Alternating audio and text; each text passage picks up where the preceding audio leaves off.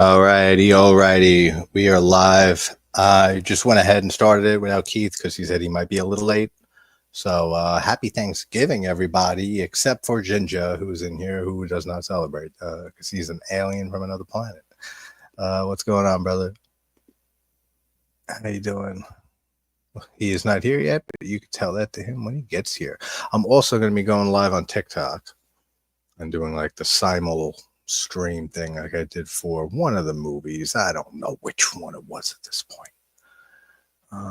Let's see. Yeah, exactly. Get a rage, feel the rage. And I knew it was rage something. It was something rage, silent rage for Chuck Norris. That's it. Hey, Tasha. Happy Thanksgiving. So this movie, Blood Rage, some of you have seen it. Some of you have not. Let me just go live on TikTok here before I start my whole shit.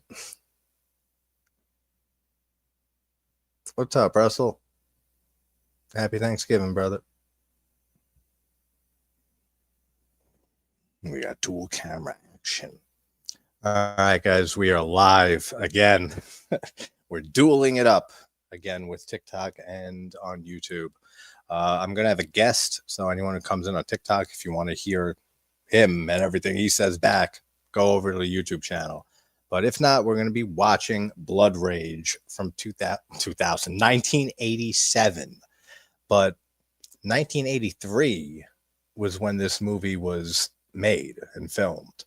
It was in like development hell for maybe like 4 years or so until it finally got released under the name Nightmare at Shadow Woods, which I can't stand that name. I don't like it. I mean, the name of the development that the family lives in this film is called Nightmare Woods, so it does make sense. But then there was also another name for this movie called Slasher, and it's just called Slasher. And actually on the uncut full version, which is what we're watching here, it's on YouTube. So we have YouTube for free.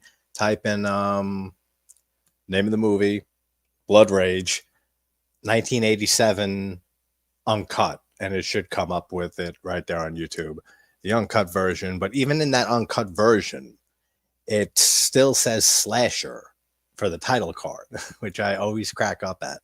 But this is, in my opinion, and always has and always will be, the best Thanksgiving slasher film. Absolutely slasher film, but horror film overall. This is my favorite Thanksgiving horror film. And there's not a lot. There's not many to choose from. We have another slasher from the 80s, Home Sweet Home, which is not that great at all. So that one's not even a contender. And then you have the Thanksgiving turkey killer movies. The stupid killer turkey. And there's only two of those, even though there's the first movie, Thanksgiving, and then there's Thanksgiving 3, which is the sequel. So they skipped right over it too. Those are a joke. And then until we got Eli Roth's Thanksgiving this year, 2 years ago, we're supposed to get a sequel. I thought we were supposed to get it this year, but I guess it's been delayed. But until we got that, this was really the only great Thanksgiving horror film. I really did like Thanksgiving, though, from Eli Roth. But this movie, though, is where it's at. And Russell, it's your birthday? Or wait, whose birthday is it? Let me go back here. Let me see. Oh, we go. Bruce. What's up, Aunt? 2-week graduation. Nice. And yes, happy Thanksgiving. Yeah, Russ, it's right on YouTube. They're uncut. Just type in Blood Rage 1987 uncut on YouTube and you will find it. Because they have the cut version, so make sure you don't watch that one by accident. Oh, it's Bruce Lee's birthday. Okay. Well, he would have been 85. Nice. Very, very nice. Has anyone not seen Blood Rage? I mean, Tasha, I know you haven't. Anybody else? Russell, I'm sure you've seen it. Jason, I know you've seen it. Anthony? This is a movie that didn't start getting a lot of attention until maybe 5, 6, 7 years ago when whoever put out a release for it, Scream Factory, Shout Factory, one of those. And this was one of those obscure slasher movies that I watched growing up. And I still have the fucking VHS somewhere, the box. I don't know where it is. I tried looking for it years ago when I first did my review on Blood Rage for the channel. But I don't know where. It's got to be somewhere in the garage or above that in the crawl space. Wherever it is, it's somewhere. But I've always adored this movie. It's so cheesy. It's so 80s. Like I said, this is 83 that it was filmed in, but wasn't released till 87. And a lot of the kills and the gore in this, I mean, it's great. Great gore effects, great kills. Even some of the kills that aren't on screen, the aftermath and the gore and the effects work for that is excellent too. So there's so much good stuff in this movie. We have Louise Lasser, who plays the mother, and she's been in a lot of things. She was in Requiem for a Dream and played Sarah Goldfarb's neighbor, right, who dyes her hair. So she has a small role in that. A lot of other stuff. And then Mark Soper is Terry / Todd, the twins. For those who haven't seen it, we start off at a drive-through movie, and Louise Lasser's character, the mom, is getting hot and heavy. She's not having sex, but getting hot and heavy with this guy. And then her twins, Terry and Todd, sneak out of the car, and one of them goes up to this guy who this one is fucking his girlfriend, and just brutally axes him in the face. And he just gives the axe to his brother and goes like this, wipes some blood on his face, and he ends up going to a mental institution. The one who actually committed the crime and the murder, he gets to stay home, live a great life. He's popular. He's in high school. Everything's going well for him until his twin brother escapes from this mental institution, and people start dying one by one at Shadow Woods, which is where the other name comes from. Anthony says, I have a girlfriend who's in Europe. Nice. How'd I guess, Tosh? Yeah, it wasn't hard. And you've seen it? Yeah, so every Thanksgiving, for the most part, this is a must-watch for me every year. I mean, I might have missed some over the years, but this is the Thanksgiving movie for me that I watch every single year. So we're going to wait for Keith and then get going on this and hit 3, 2, 1, go. I don't know how to type shit on TikTok here. Like there's no like chat. Like Tasha, you might now know. How do you make like a comment? Like if I wanted to post the like the link on the YouTube movie link. I just want to do that. That way people can watch it, have the link. I will find out. Tasha should know. You can't? All right, great answer. So that answers that. But anyone on TikTok watching, if you want to watch along, we're going to start in a few minutes. Blood Rage, 1987, uncut. Search that on YouTube. Make sure you put uncut, because there is a cut version on there, and it is not worth it at all watching that version. Not in the comment, you have to do is like a sticker. All that shit that I don't know what that means. So happy Thanksgiving, everybody who is coming in. And yeah, we are waiting for Keith over on the YouTube side here. And then we will do a 3, 2, 1, go countdown for Blood Rage. Anyone in the TikTok comments, anybody have seen this movie? Anyone a big fan of Blood Rage? Because like I said, this was a movie that didn't fall into obscurity, but it's a much, much lesser known slasher film, unless you're a hardcore slasher fan or you were around when this came out. And it started like a lot of slashers, like The Mutilator and Welcome to Spring Break or Nightmare Beach. And there's a lot of them that got all the re-releases with the Scream Factory, Shout Factory. And that's the reason we still have a lot of these slasher films, these great ones that we probably wouldn't have if it wasn't for all these physical releases. So that's one good thing. I mean, just from all the re-releases, we are living in the best time ever to be able to watch any type of movie from anywhere. Foreign films. I mean, Tubi even has its own category for Italian horror and giallo and 80s horror, 70s horror. I mean, this is by far the best time to be able to watch movies that would have fallen into total obscurity if it wasn't for physical media. Yeah, I know, Tasha. You still got to give me that tutorial on the stupid lies. I don't know what that sound means, but thank you, people in the chat. It went. Don't know what that means again, but thank you. Thank you on Thanksgiving. Let's see here. What would Russell say? JT, have you seen the Black Friday Thanksgiving horror film with Bruce Campbell? Oh, that sounds familiar. What is that the name of it? No, it's not Black Friday Thanksgiving, right? That's not the name of it. But what's the name? That sounds familiar. I remember him being in a like a Thanksgiving horror flick. But I mean, I don't remember it being anything great. And yeah, right. Udo Kier passed away recently, which is very, very sad. So rest in peace to them. We're losing so many people this year. It's been real sad. All the people that we're losing, all the celebrities, actors, directors, musicians. The sound you're getting. I figured that. I just don't know what. So, all right. What I'm going to do, we're going to get this movie going because I don't know how long Keith's going to be. So, anyone in chat on both sides who have it going and are ready, I'll do a 3, 2, 1, go countdown in a minute or so. Hey, what's up, Twilight 2? Maniac Cop's another good one. I actually like Maniac Cop 2 more than the original. Maniac Cop 3, though, is not good. Did not care for 3. Oh, is that? Oh, you mean Maniac Cop? Is that set? When is Maniac Cop set? Is that set on Thanksgiving? No, right? I don't think so. I could be wrong. I don't watch the original Maniac Cop often. And yeah, Russell, the most famous line from this movie is, "It's not cranberry sauce." I mean, that's an iconic line at this point. Wolf Cop. Okay, that's the name of it. Wolf Cop. Interesting. Okay.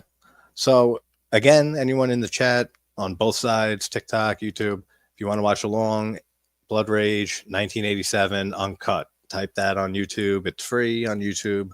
Just make sure you type uncut at the end of Blood Rage because there is a cut version and that sucks. And I will do a 3, 2, 1, go, and we will start it up. Not any snow yet that I know of, Tasha. Do you? Over by you? I know you're not far, but yeah, nothing here yet, thankfully. I hear the wind picking up, though. But all right, cool. So let's do 3, 2, 1, go. Lower that. It's such a cheesy movie. And this is notable because this is Ted Raimi's first real acting role. It's very brief cameo, but this was you have a cameo of Ted Raimi in the bathroom of the drive-in here selling condoms to the couples in the drive-in, which is great. I mean, it's like a 2-second cameo, but I love seeing Ted Raimi. He's so young in this. And then see the title card there still calls the film Slasher. It's just called Slasher. Sorry, all training new starter. Yeah, no doubt, man. Do your thing. I'll see you in and out, Ginger.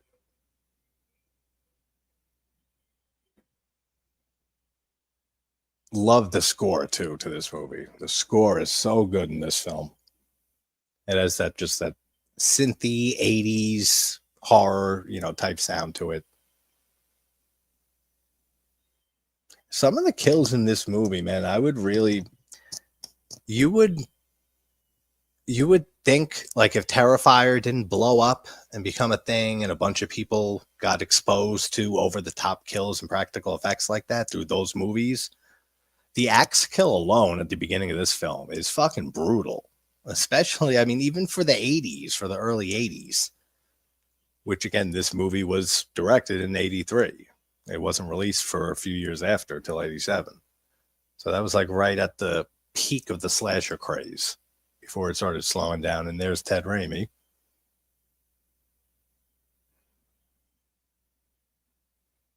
Who directed this? Oh, what's his name? John Grissmer? I think it's John Grissmer.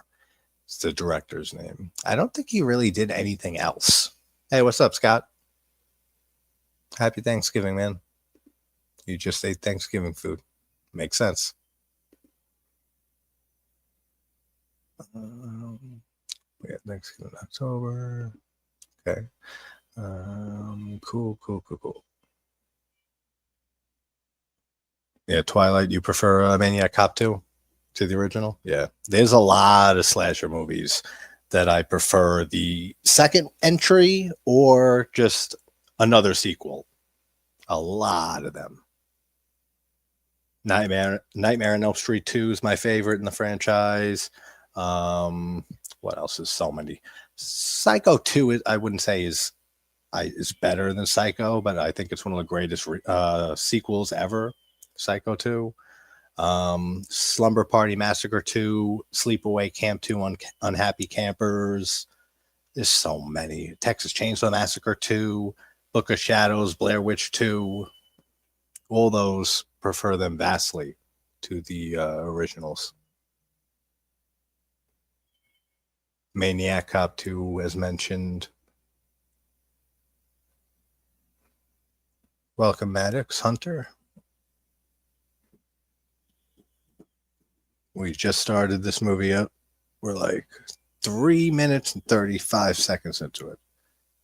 Terry and Todd, the little kid twins, are, and I always think it's hilarious. There's like a fucking rifle or a shotgun right in the back here of the car that the two kids are sleeping in, and the mom's making out with the boyfriend or whatever in the front seat. And they're sneaking out here, and you see a gun just like laying there in the back seat. I always laugh at that. Yeah, Mary Hartman. That's right. Yep. You're grabbing cheesecake quick, Tasha? Sounds good. And yeah, definitely. This is like one of those B movies. If you had popcorn would be ideal.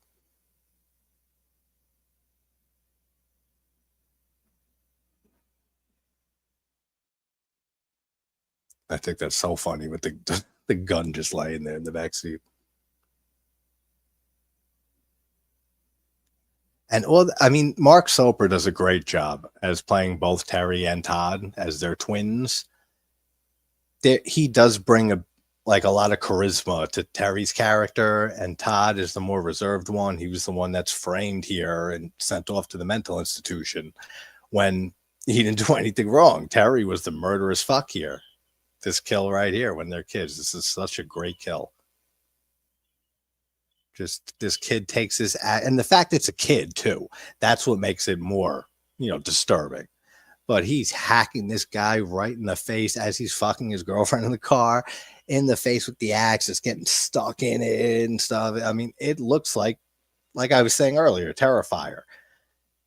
There's a lot of movies that were gory like this, that had kills like this back in the 80s, 70s. I mean, some people, I guess, just got into it because of Terrifier getting so big. Like people who weren't, I guess, as hardcore of horror fans, and they said, "Oh, this is fucking extreme." Which, yeah, I mean, the kills in Terrifier are much more intense than this movie, but that axe kill alone is something that you could see in a Terrifier film. I love how he frames his brother. He just puts the axe in his hand and just goes like that. Just wipes his bloody handprint on his head, on his face. That's it.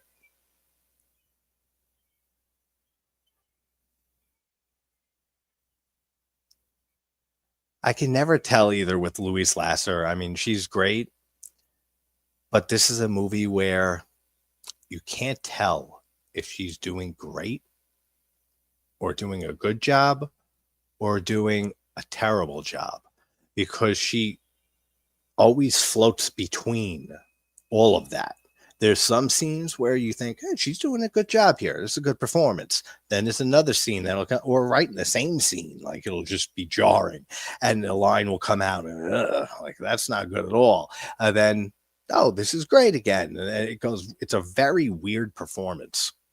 So now, 10 years later, it's Thanksgiving, and the mother is heading to the mental institution to visit her son, Todd, the innocent one. Let's see. What's up, horror legend? How you doing? Hope you had a good Thanksgiving if you celebrate. Salem's Lot, great miniseries. Did I see you mean the Hooper version, right? Yeah, that one's excellent. Because there's been a few iterations and adaptations, right? Because then we had one last year or 2 years ago. I didn't want to see the Salem's Lot remake from last year. I think it was last year, right? It definitely wasn't this year, and I don't think it was 2 years ago at this point. But I don't know. I didn't hate it. I thought it was decent. It wasn't anything great, but it doesn't compare to the Hooper version in any way, shape, or form. But I've always liked the Salem's Lot story and novel. Let me catch up on these chats. I really feel like a Thanksgiving feast with all the trimmings. They always look so delicious on the film. Yeah, I know, right? See, even though you're from Australia, fucker, you still see it and you're like, that sounds good. Why don't I celebrate Thanksgiving? Yeah, horror legend, Eli Roth's Thanksgiving, good movie. Yeah, up until I was saying that before I started here, that up until that movie came out, which we were waiting for what? How long was it? It was like 17 years from Grindhouse. And I remember that was one of my favorite and most vivid theater experiences that I can remember, is seeing Grindhouse in the theaters. I was in college at the time. This was 2007. And it was students' night. And it was like a Tuesday, and you would get 40% off if you're a student of one of the 3 schools nearby, something like that. And they had Grindhouse, and I was a big Eli Roth fan at that point. I was a big Tarantino fan. So I was psyched, and the theater was packed, and the whole time was a great experience. But the fake trailers, those got the best reactions out of anything in the 2 actual films. Don't and Werewolf Women of the SS and Thanksgiving, all those fake trailers. So yeah, 2007, it came out 2023, the film. So yeah, like fucking 14 years we were waiting for that movie. And when we finally got it, I was so happy. I really, really loved Thanksgiving from Eli Roth. But I still think this is the best Thanksgiving horror film. That would probably be number 2, honestly, because like I said, there's not many. Fernwood 2-night talk show. Nice. I was in high school then. I remember that. And then Death Proof. Yeah. It was Robert Rodriguez's Planet Terror, right? That was the first movie, and then Death Proof was the second. Yeah, Russell, that was one of the fake trailers in Grindhouse, Werewolf Woman of the SS. I believe Rob Zombie directed that trailer, right? That was Rob Zombie.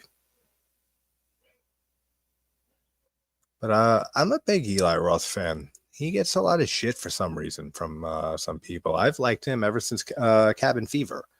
I really like Cabin Fever. It's goofy as fuck, that movie, but I really do enjoy it. Hostel, I think, is great. Hostel 2, I think, is really good also. Green Inferno, I think, is an excellent film. I think it's a very, very great homage to Ruggero Deodato and Cannibal Holocaust and just all of the Italian cannibal films of the 70s and 80s. What else did he do after that? Then I stopped kind of watching stuff he put out. He put out like 1 or 2 other movies. Somebody will remind me if they know. And then Thanksgiving, I thought was fucking great. I thought that was very, very good. And I'm looking forward to a sequel for that. For sure. But people are, yeah, you hear a lot of shit about Eli Roth from some people. I don't know why. I feel like that's smoothed out, actually, in the last few years. Like maybe like because Hostel at the time, especially with the Saw franchise blowing up and everything at the time and getting one after another every single year. When Hostel came out in 2009, people were just getting, I guess, tired of that whole, and I hate the fucking term, but it's a torture porn genre. And I think Hostel just came at that, like, that tail end, and came at the wrong time. And people kind of shit on him because of that, and Hostel too. And then Green Inferno is not for everybody. Just like Cannibal Holocaust isn't, just like any of those cannibal films. So I think those movies in a row like that over the years is what led to Eli Roth getting a lot of shit from some people. But then Thanksgiving seems to be the one that really brought a lot of people back on his side. Then you got films that he produced and stuff over the years. Eli Roth presents, but it's not directed by him. Now we got all of them having Thanksgiving dinner. I think it's hilarious that Terry had a big glass of milk. One, because I have a big glass of fucking milk here because I adore milk. But two, you would not think someone would just be having a big glass of milk at Thanksgiving dinner. He's not having wine. Yeah, and he says later he doesn't drink. Still always find it funny, though. You just saw Cabin Fever for the first time, Russell? And yeah, it's hysterical. The pancake scene with Dennis from that movie is, and I got an answer from Eli Roth via a comment I left on a post of his on Instagram. One of the only ones he ever answered back. But I always thought that pancake scene with Dennis in Cabin Fever, where pancakes and he starts doing the fucking kung fu out of nowhere. Now, if you're a fan of Pieces from 1982, you may know that that is a favorite film of Eli Roth's. And it's even on the box set and the re-release, whenever it was, of Pieces. And he's came out and said it many times. And there's a random kung fu scene in Pieces. So I always thought it was an homage in Cabin Fever, that pancake kung fu like karate scene. But turns out it wasn't. He ended up answering that and said, as much as I love Pieces, he said, no, it actually, it wasn't conscious or anything like that. It wasn't a conscious homage. I said, interesting. I always thought it was. I would have bet on that, just because of how public it is and how much he loves that film. Which Pieces, if you haven't seen Pieces, go and watch it. That is a favorite 80s slasher of mine as well. I love how she tells her son, tells Terry here, don't say anything, because they get the call that Todd escaped from the mental institution. And he's saying to his mom, okay, yeah, being all nice. And then you see the dark side of Terry as he sits down. And he says, oh, well, I'm glad you get to meet the rest of the family. My psychotic brother just escaped. And then the whole mood just like shifts. And she's looking at him like, you fucking dick. Like, that's exactly. And she's like heartbroken, like betrayed by her own son like that. And he took pleasure in like announcing that. Knock Knock. That's another one. Thank you, Russell. By Eli Roth with Keanu Reeves. I don't remember that one as much. Knock Knock. I know I saw it. I don't remember too much though. That's one I got to rewatch. Ninja said Eli Roth has done some great movies, but just not recently. Yeah, you didn't care for Thanksgiving, Ginger? I think we had this conversation back when it came out. I could see it. I could see people not caring for it. I thought it was very, very good. But it did have its issues, for sure. Pancakes. Yeah, exactly. Such a great scene. Russell says, love cannibal films, bad and good. There's some. Like I said, I've done a few cannibal horror film, Italian cannibal film reviews on TikTok and some on the channel, of course. But Cannibal Holocaust is a top 25 movie of mine. Actually, it's number 25. And that is in large part to Deodato's directing and in large part to the score, which you guys know I adore the score to Cannibal Holocaust. That is in my top 10 scores of all time for a film. And Cannibal Ferox by Umberto Lenzi is good. That's another one that's up there. Man from Deep River, Lenzi's first and the first Italian cannibal film. I haven't seen that in forever, but I don't remember it being bad. So I don't remember anything really about it. But then there's what? Sergio Martino's Slave of the Cannibal God or Slave to the Cannibal God, aka Mountain of the Cannibal God, aka whatever the fuck else. It's a million titles. That one's pretty good. It's not great. I did a review on that on TikTok recently, like maybe like a month and a half ago. Mountain of the Cannibal God. It's good. Martino's directing. That's a huge standout, as usual with Martino. And then there's a few others, but not really any other great ones. There's another one, Jungle Holocaust, that Diodato did. I think that was before Cannibal Holocaust, actually. Cannibal. Oh. Yeah, Russell. Jungle Holocaust. Yeah, it was also Diodato. I'm pretty sure that was a few years before Cannibal Holocaust. Cannibal Holocaust was 1980. So I think that was like 78, if my memory serves me. Jungle Holocaust? I can't check it because I'm using the phone for the TikTok stream. Happy Thanksgiving, everybody, coming in on these on the stream here. Those who celebrate, of course. Like that line there from Louise Lasser, the mom, when the guy opens the door, he has the gun. She goes, "Ah, what's that gun?" Like right there, just like, oh, so cheesy. Then she'll go on to deliver lines really well for a few lines. And then another cringe-worthy line. It's such an uneven performance, but it's so great. So charming. There's so much charm and so much cheese to this film. If anybody in the TikTok, if anybody in the TikTok chat, that's hard to say, wants to watch along, let me know. I'll give a timestamp. It is free on YouTube, and we are like 19 minutes in. Blood Rage, 1987. Yeah, Green Inferno is very good, Russell. So this doctor woman is Todd's therapist from the mental hospital he escaped from. Now she's coming with this guy here to try to find him. I forget the actress's name, but she's a large part of why this movie got made and was finished. She put up a lot of money to get this film made. And then the actress who was supposed to play her character ended up bailing like a day or a week before shooting, and she stepped in and played the role. So, I mean, we wouldn't have this movie most likely if it wasn't for this woman. I forget her name. Louise Lasser's tits are so weird throughout this whole movie.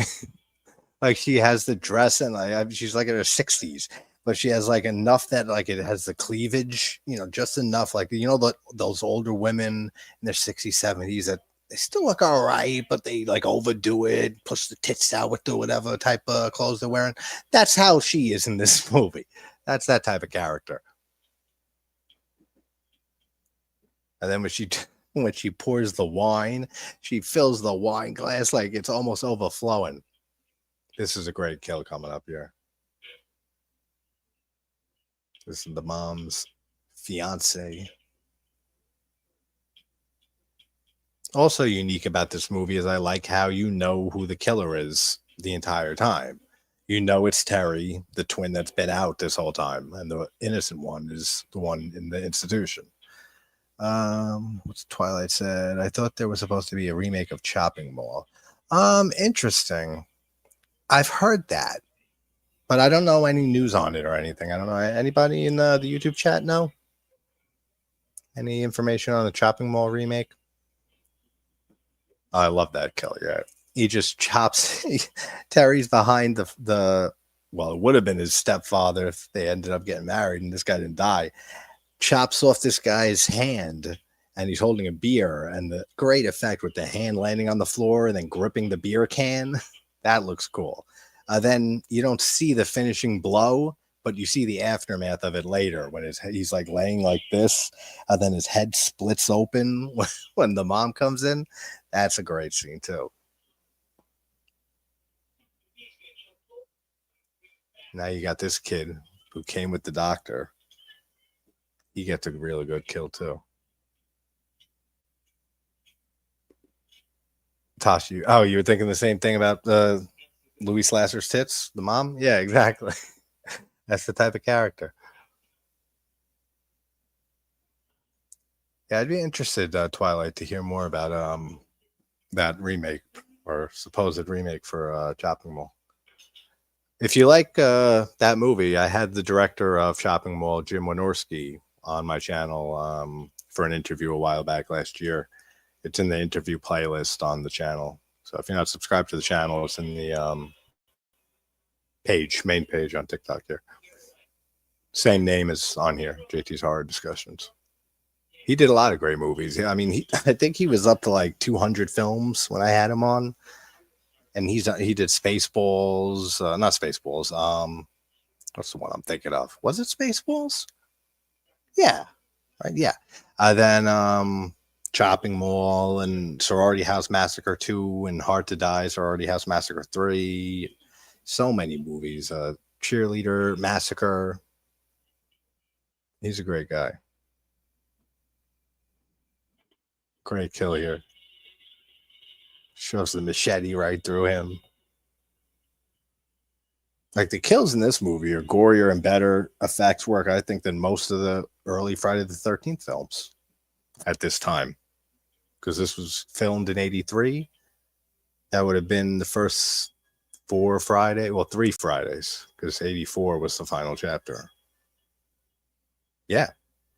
I think the kills in this and the effects, they match right up to any of those first 3 Fridays. Oh, you watched Blood? You were just watching this last night, Russ? Oh my God, the mom might be my spirit animal at the fridge like that. Yeah, oh, she has funny ass scenes when she's just like gorging Thanksgiving leftovers. How would you remake Chopping Mall video on YouTube? Yeah, I don't know how they would remake it, Russ. It'd be interesting to see, though. I'd be definitely interested to see a Chopping Mall reimagining of some sort. Kelly Maroney was in that. She's great in that. Barbara Crampton, of course.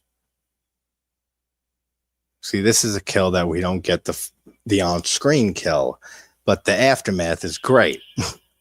I mean, you see the doctor, the woman doctor, who's his therapist in the woods. You see him come up to her with the machete. She makes a stupid face.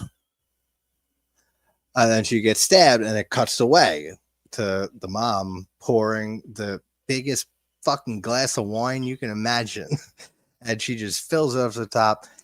And then it cuts back to it in a second. And you just see the doctor cut in half. And she's flailing around on the ground like she's crazy. It looks so good. It looks so cheesy. But the effects look great. And then like her torso, her bottom half is like a little further away. And it's like twitching a bit. And then you get the sign Shadow Woods Apartments, which is where the other alternate title, Nightmare at Shadow Woods, comes from for this movie.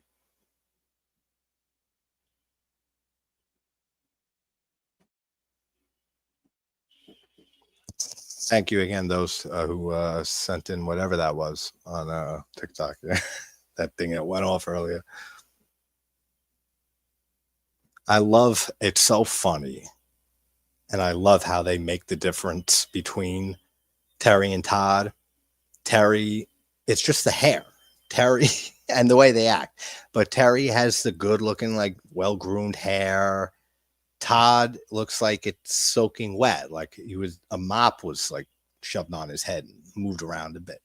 That's the only difference between the two of them. And just the way that he acts for them. Like Todd's a lot more reserved and nervous, while Terry gets to be the psychopathic killer that he is. But besides that, physically, that's the only way you can tell the difference.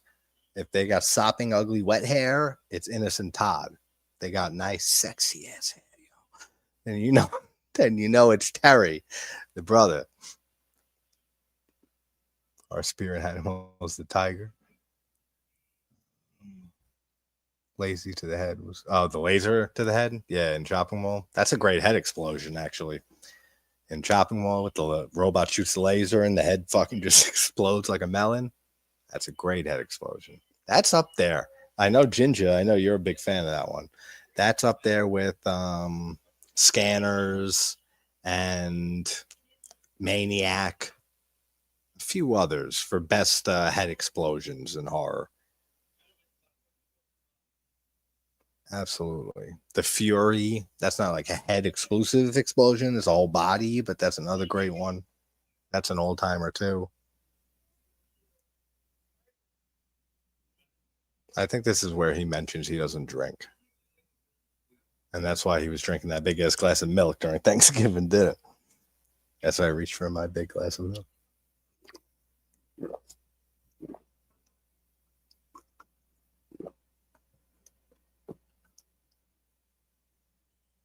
So, funny story about this guy, about the actor, about Mark Soper here, who plays Terry and Todd. When I first started the YouTube channel, maybe like 6 months after that, when I first started doing interviews with actors, directors, stuff, he was one of the first ones I reached out to. And that was when I first started, before I knew never go through an agent and reach out for their manager, if anything, if not direct. And I talked to Mark Soper's agent, the actor here, and he didn't do anything. He did this movie and he did like 2 other movies. And then he was just like in some Broadway, like off Broadway, like theater stuff. He's mostly a theater actor. And then he was retired for like 2 decades almost. So I messaged his agent. I say, if you want to come on, do an interview and talk all about this movie, it's getting a lot of more attention in the last few years and blah, blah, blah, blah. And he has one interview, I think, on YouTube, some podcast from years back. And the agent responds and says, and failed to realize, and I guess read throughout the whole message, that it's just an online stream thing. There's no coming to me or anything like that. He says, well, because of the cost, to travel and hotel and stuff like that, like we'd be willing maybe to do it for like $1,700. And I started cracking up hysterically. I said, are you fucking serious? Who does this person think he is? Or who does he think he's representing, I should say, because it was the agent. It wasn't Mark himself. And I said, no, dude, I'm good. I said, he doesn't have to go anywhere. He just clicks a button and that's it. And it's a live stream interview. That's it. He doesn't have to go anywhere, do anything. He can sit in his living room. And then never got a response back after that. Fuck that. Imagine like $1,700 to get Mark Soper from Blood Rage on, when I've gotten Charles Band, fucking Ted Nicolau, Andrew Devoff, Alex Vincent, Caroline Williams for nothing. Yeah, I'm gonna pay Mark Soper's agent $1,700. So about Blood Rage, and then after all the Blood Rage stuff, and thanks for coming on. There's nothing else to talk about.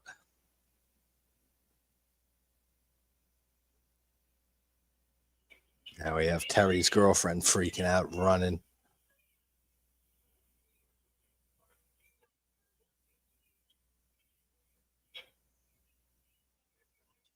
Let's see, catch up on these chats. Chat. I read the spirit animal being the tiger thing. Yeah. When yeah, Russell, when he goes and puts her severed body, it's cut in half. He takes the bottom part and tries putting it back together, like he's trying to fix her like a puzzle. That's hysterical. Death to Videodrome, long lived in the flesh. Yeah. Mark meets Robin Williams, R.I.P. Episode was funny. Check here. Welcome those who have joined. We are probably like halfway through this, right? Only a half hour.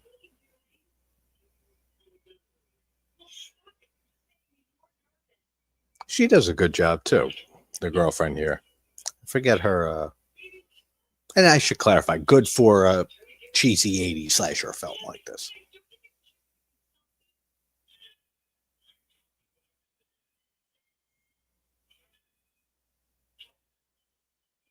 I like here how they're watching a movie on the TV and a guy is being killed with an axe, just like how Terry killed the guy at the very beginning of the movie and started this whole fucking movie off. It started the events of their lives and sent his younger brother or twin brother to a mental institution for 10 years because of what he did. And then he says, I can't, wow, that's violent. I can't believe they let stuff like this on TV nowadays. And he's been going around butchering people. That's funny. There's a lot of great dark humor in this, too.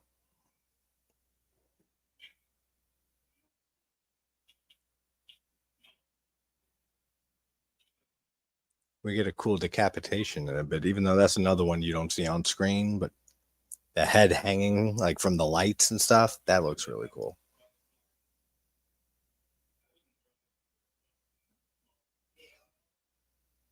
Still figuring out what all these buttons do on TikTok. All right, tapping that does that. I knew that. Let's figure this out. How do you do like a poll? I thought I saw it earlier.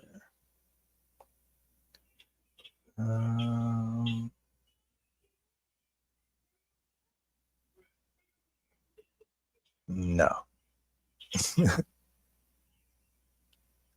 that don't work.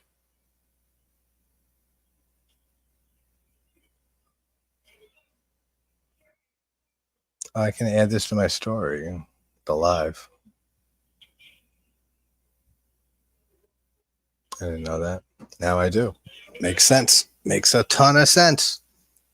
Now they're all hanging out together, and now he's warning his friends that his psychotic brother, Todd, has escaped from the mental institution, even though his brother's harmless.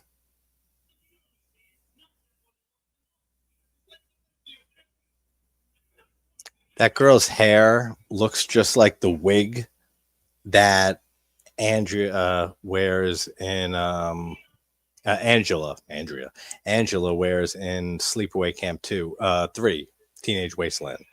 That stupid wig that she wears that looks just like the hair of the girl she kills at the beginning of that.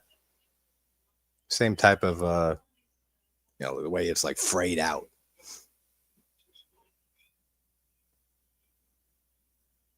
I'm so glad they had the uncut version on YouTube like this. Did I figure out the poem? No, I did not, Tasha. Thank you. Oh no. The cannibals have the munchies. Yeah, that's a great line.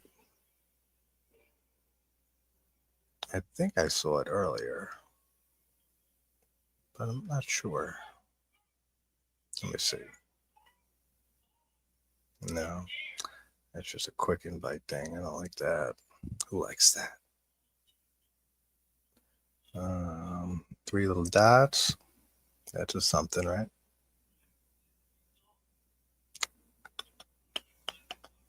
It says comment right there, so maybe you can leave a comment, can you? Yes, you can, Tasha. What are you telling me you cannot? I think you can leave a link. If so, here is the movie on YouTube for free. The uncut version for those who want to watch along. We are like 35 minutes in. So you can, Tasha, leave a comment. Then interact or engage, then poll.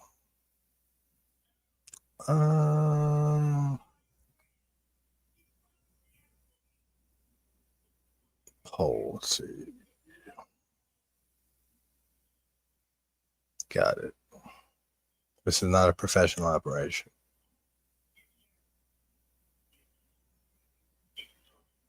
Let's make it for 5 minutes. And all right, what question do I want to ask?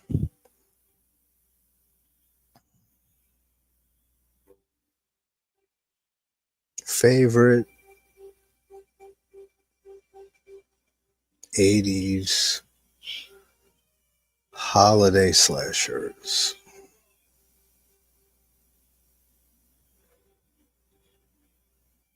Out of these options, let's see. Silent Night, Deadly Night should be an option because that's a popular one.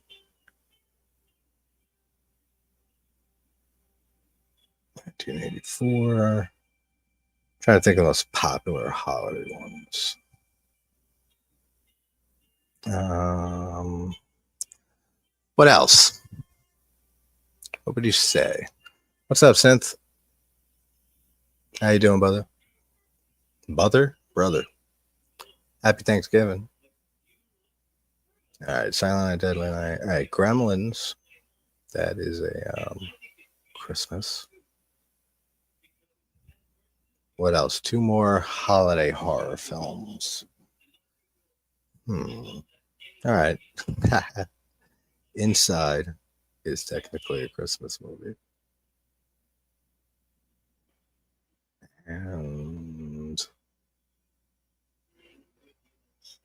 Dead End from 2005, I think it's 2005 or 3. I could be wrong. Doesn't matter though, does it really? Gremlins was what, 82, 84? I don't know when Gremlins came out. 1980 question mark. Pretty sure 85 is what I want to say.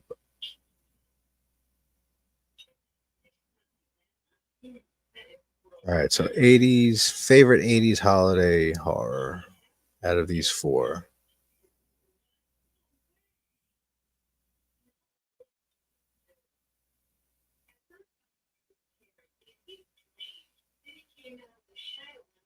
All right, get rid of that thing. Get rid of that thing.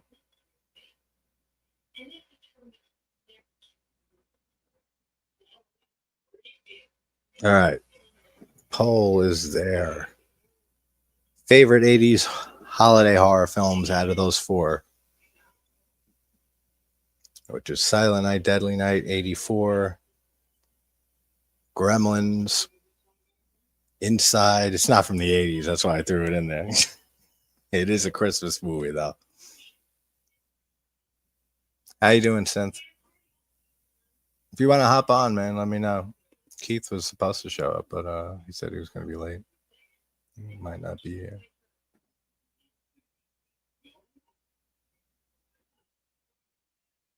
Thank you, Cece. You look great, too. Can't see you.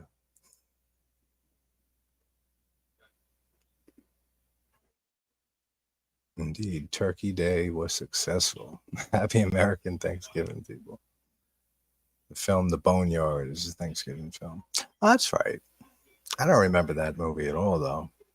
But is it a Thanksgiving movie? That sounds right. Yeah, there's others, but like the 4 or 5 that I mentioned, those are the only real ones worth mentioning.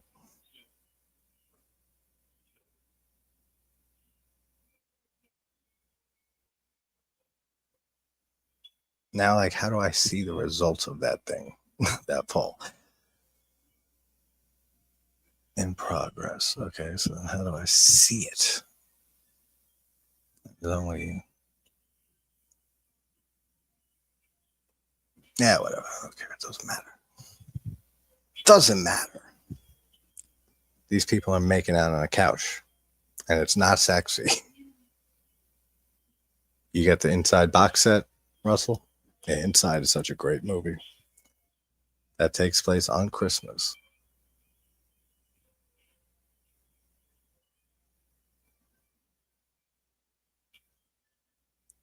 Oh, that's right. Then there's a baby involved in this movie. This girl's like babysitting a kid, right? Then this guy ends up getting killed, and he's the one whose head is hanging outside the door in a few minutes. And then she has to run off and hide the baby.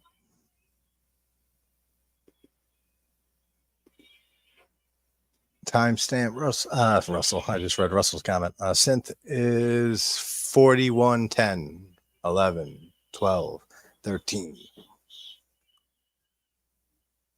There's the baby. 41, 20. But yeah, if you whenever you if you want to hop on, Synth, if you get home in time to hop on, let me know. We'll talk some other horror related shit if the movie ends. This is a cool scene.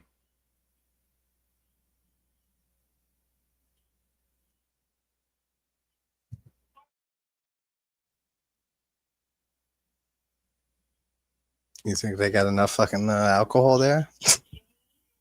Like 7 bottles just chilling on one table, all around each other.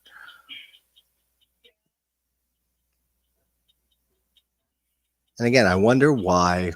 I mean, like I said, there's a few cutaway kills here, but where you see the aftermath, like the psychiatrist being cut in half earlier. I don't know if it's because the effect just didn't work or it was a budget thing, but we don't see this guy get decapitated. But seeing his severed head when she opens the door there and it's just hanging like with wire attached to it or something, that's cool. That looks really good. Yeah, now she has to get out of there with the baby, and Terry's already in there. I love how that's too funny, man. How he starts putting the rest of her jacket on for her. She's struggling with one arm, trying to get one arm in, and he just helps her like this from behind. And she has no idea who he is. Well, she knows who he is or where he came from, though, more importantly. Stranger Things time. What's up, Monty Scott? Yeah, that's right. The new Stranger Things season came out, right? What did today it released? I'll eventually get to that. I'm not a huge fan of Stranger Things. I really liked the first 2 seasons. I thought 3 was pretty good too. 4, I don't remember it much.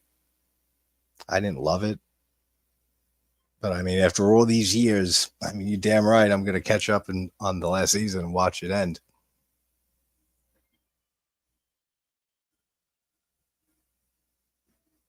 You're digging it? Nice. They released the whole thing, or did they like chop it in half or some shit like they usually do? It's not the whole season, right? I don't think they dropped the whole season. I think they maybe did it half. And yeah, digging Welcome to Derry. I tried starting that first episode, right, for Welcome to Derry, the It series, like 3 or 4 times. And 2 times it was in the background. I wasn't paying attention. And I said, all right, let me actually try to watch it. Then I fell asleep that time.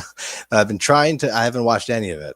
But actually, I like the fact that now that I can just go and watch 4 or 5, 6, whatever amount of episodes. I think it's 5 or 6 in a row now and not have to wait like every week for a new episode. So I'll probably binge watch whatever's out already. 5, 6 episodes, I think.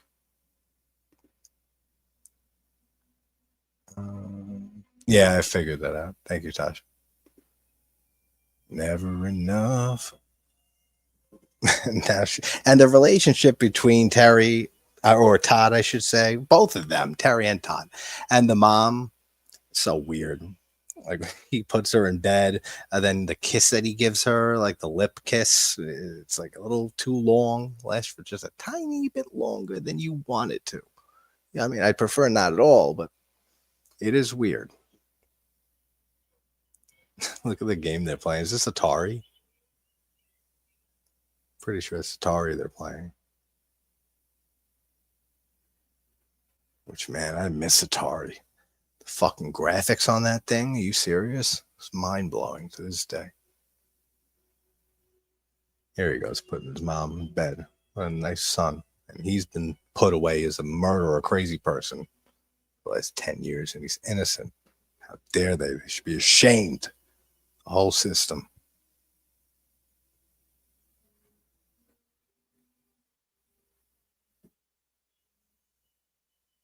And there's his wet hair. And that's how you know it's Todd. That was literally my little Atari stream when. One, when they figure out the technology to do that, I don't even know how you would do that. 2, probably never, because I don't have an Atari anymore. I had one, and I had one for quite a while. I held on to my Atari, my Dreamcast, and my regular Nintendo NES for probably up to 7 years ago, 8 years ago. Scott, Blood Rage is not on Tubi right now, surprisingly, which it blew me away because it usually always is, but it's free on YouTube. Just type in Blood Rage 1987 uncut. Make sure you add uncut at the end because there is a cut version up there, but it's free on YouTube. Yeah, that's what we're watching on it right now. Yeah, here's the kiss. It's so weird, man. It just lingers on for a little too long. My NES lasted longer than my 360. Dude, it's because the 360 had that ring light of death. Remember that? Did you get that on yours? Anybody else watching who had an Xbox 360? Did any of you get the ring light of death or the red light of death? When I don't know what caused it. It's just some error that it had outside, like when it came out the factory, that you would get the button, instead of being green when it's powered on, it would just be a red light, and it would just fuck your whole system up, and it would be over. I ended up losing one 360 to that. Ended up getting another one. Tasha knows what you're talking about too. Russell said the only video game he played as a child was the tennis game Pong. That's the only video game you've ever played? That's wild. I can see that. I've played Pong, though. It's a great game. I mean, when I grew up, when I was a kid, I mean, the first system I played was Atari and Nintendo, because that's what was out. I was born in 88, and by 3 years old, maybe 4 years old, I was playing Atari, NES, and then Super Nintendo came out right around then. And then I got a Genesis, and then it was just whatever system. I remember specifically Nintendo 64 coming out when I was 8, maybe 8 or 9. And to this day, Super Mario or Mario 64 is one of my favorite video games. It's like right behind Dark Souls, Bloodborne, Zombies Ate My Neighbors. Might be even above Zombies Ate My Neighbors. Yeah, Super Mario 64 is probably my third favorite game of all time. Dragon's Lair was a cool game. I don't know if I played that. Dragon's Dogma was a great game. That was a really cool RPG.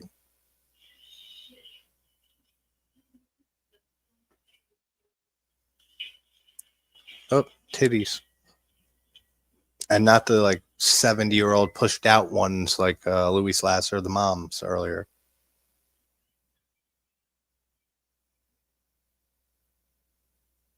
Gotta love how in slasher movies, no one has any type of situational awareness in any way, shape, or form.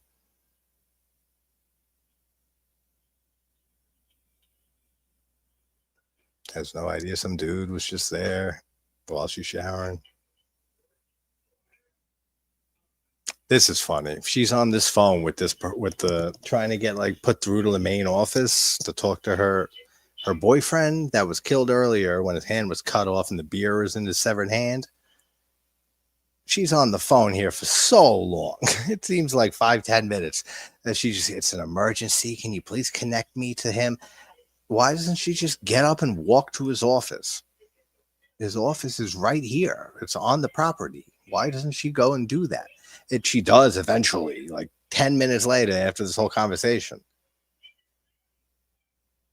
This is very important. Yeah, exactly. They have zero peripheral vision at all. The Co-Ed and the Zombie Stoner is a funny 420 film. The Co-Ed and the Zombie Stoner. Never heard of it. I'm sure it's exactly how it sounds. Monty said, Dragon. What do you prefer? Do you prefer Monty or Scott? What do you prefer, Monty, Scott? Dragon's Lair, I think, was a cartoon as well. Could have been, yeah, absolutely. I'm not sure. I was never like a big anime or like animated like series type person. So I mean, if it was, I'm sure it probably was, and I just didn't know. All of the above sounds good. Tennis Pros, Rival, the Tennis Pros, and I know, right? All the great slasher, the great sleazy, cheesy, charming slashers from the 80s that I love so much have some type of weird tennis shit thrown in there. Pieces has the Tennis Pro, Linda Day George. Then you got this movie on the tennis court. And then the ball goes missing, right? And he throws the ball back or something. Yeah, there it goes.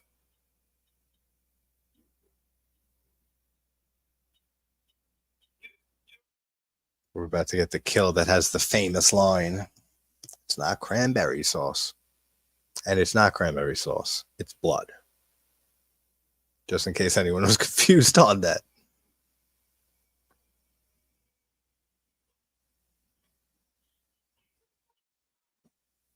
She couldn't find the ball. That's because he has it. He didn't say shit because he's an asshole. Wanted her to freak out. It's on YouTube, JT. What is? Oh, the co-ed and the zombie stoner? One you were just talking about? And see, she's still on the phone. Still on the phone, asking to put me through to my boyfriend who is right here on the property. Why? Just get up. Is it because of all the Thanksgiving like food she was shoveling down her fucking pie hole at the fridge earlier, and she doesn't want to move? That's the only thing I can think of. I don't know if she says, my son, he escaped from school. Well, it was a mental institution. Well, the way she just like keeps on giving information to this random operator is so funny. Oh, you were really hoping it was cranberry sauce, Sasha? Oh, well. I'm sorry to disappoint you. It's not. Bastard. Bastard. Gotta love Linda Day George.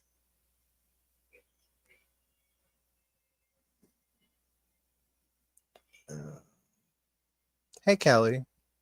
Thank you for the rose. The first gift that you've ever sent. Thank you. Again, I don't know what roses and any of this shit means, but much appreciated. Hope you had a great Thanksgiving if you're from America. Again, go walk to him. Are you serious? I scream this at her every year. I feel like this has been like a 20-year argument between me and a fictional character of a movie. Yeah, what up, Cal? It's all right, buddy. I figured, you didn't see it. If you want to hop on, feel free. Keith was supposed to join, but he didn't show up. He said he was going to be late, but I know he was busy.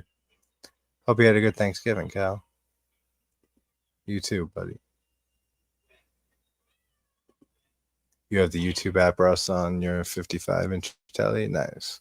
Post the link? Hell yeah. 1 sec.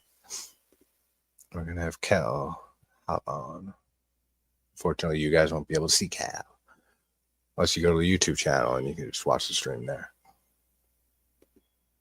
Where's the invite thing?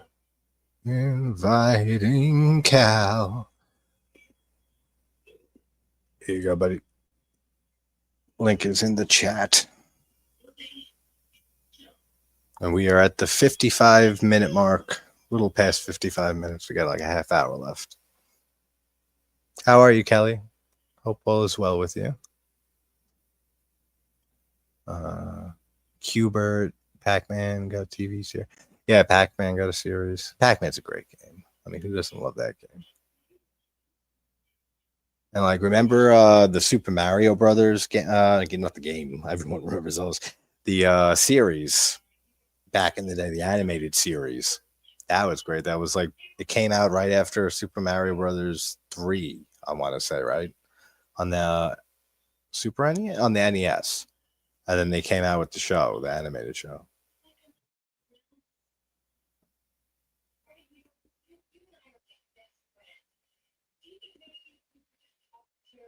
All right, we got Cal over here, our good buddy who loves the remake of Nightmare on Elm Street so much, but he wants to put it aside.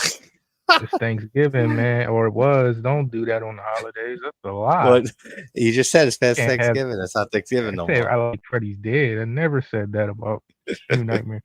I did say though, it's just not it's not as bad as everybody. Like, it's the worst nightmare, of course, but It's like Absolutely. when people are like it's the worst remake of you guys ain't Yeah, seen the no, movie. yeah, I agree with that. I mean, it's nowhere near that level of hate or anything. I mean, I really think it's a terrible film.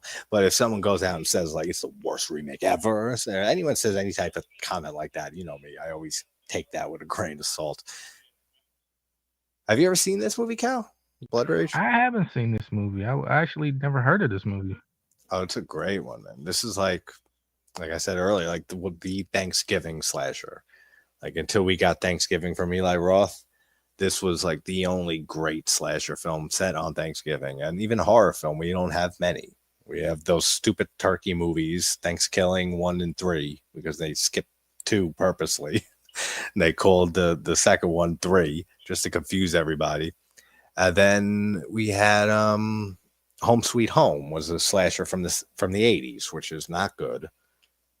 And then we had not much else. Like Russell mentioned one earlier, but this is pretty much like as it goes for like 80 cheesy 80s slashers with great gore and practical effects and stuff. This is like the cream of the crop. How was your Thanksgiving, Cal? Good. He dropped out.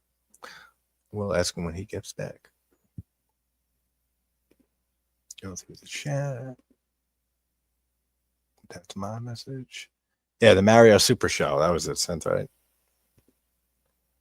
We are getting thunder snow right now. What the hell? The lightning just lit up my whole room. That sucks. Thunder snow. That sounds terrifying, man.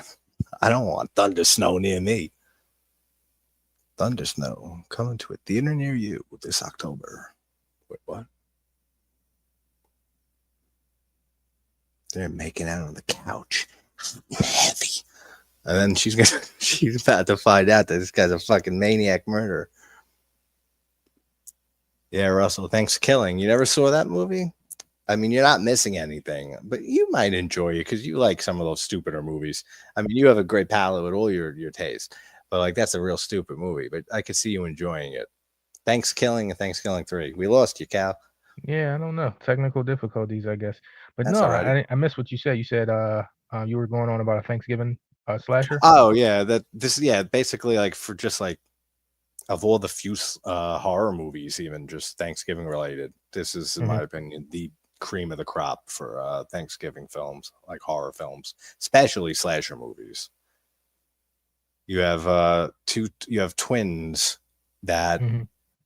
when they were kids, Twins. they're at a drive-through, and these two twin Mm. boys end up going, and one of them ends up axing this guy brutally in the face. The gore and the kills are great in this movie for 83. It was filmed in 83. It came out in 87. But kills are great. So he axes this dude in the face. He just wipes his hand on his brother and puts the axe in his brother's hand. His brother doesn't defend himself or anything and gets sent away to a mental institution for 10 years, doing nothing. He's the innocent one.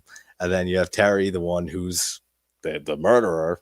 He's out. He's living a grand old life until Thanksgiving 10 years later. And Todd, the innocent one, breaks out of a mental institution he's been in and comes back home. And then people start getting murdered left and right in typical 80s slasher format. Oh, so when he breaks out, that's when the crazy brother chooses to murder people when he breaks out. That's weird. No, he's not even the crazy. Yeah, exactly. The crazy brother who's out starts killing when the sane brother Gets out. comes Yeah. out of the mental institution. Yeah, Yeah, it's yeah. He it's a couldn't do it unique the whole time he was twist locked on it. up. Right. Yeah, So would you say you would this think is a it's better Thanksgiving horror than Silent Night, Deadly Night is a Christmas horror? Which one would you say is better? um. Well, I'm glad you said Christmas horror for Silent Night, Deadly Night because as a slasher, I don't think it's a great slasher movie, but as a horror, like a holiday horror film, a Christmas horror film, I think it's a great Christmas horror movie.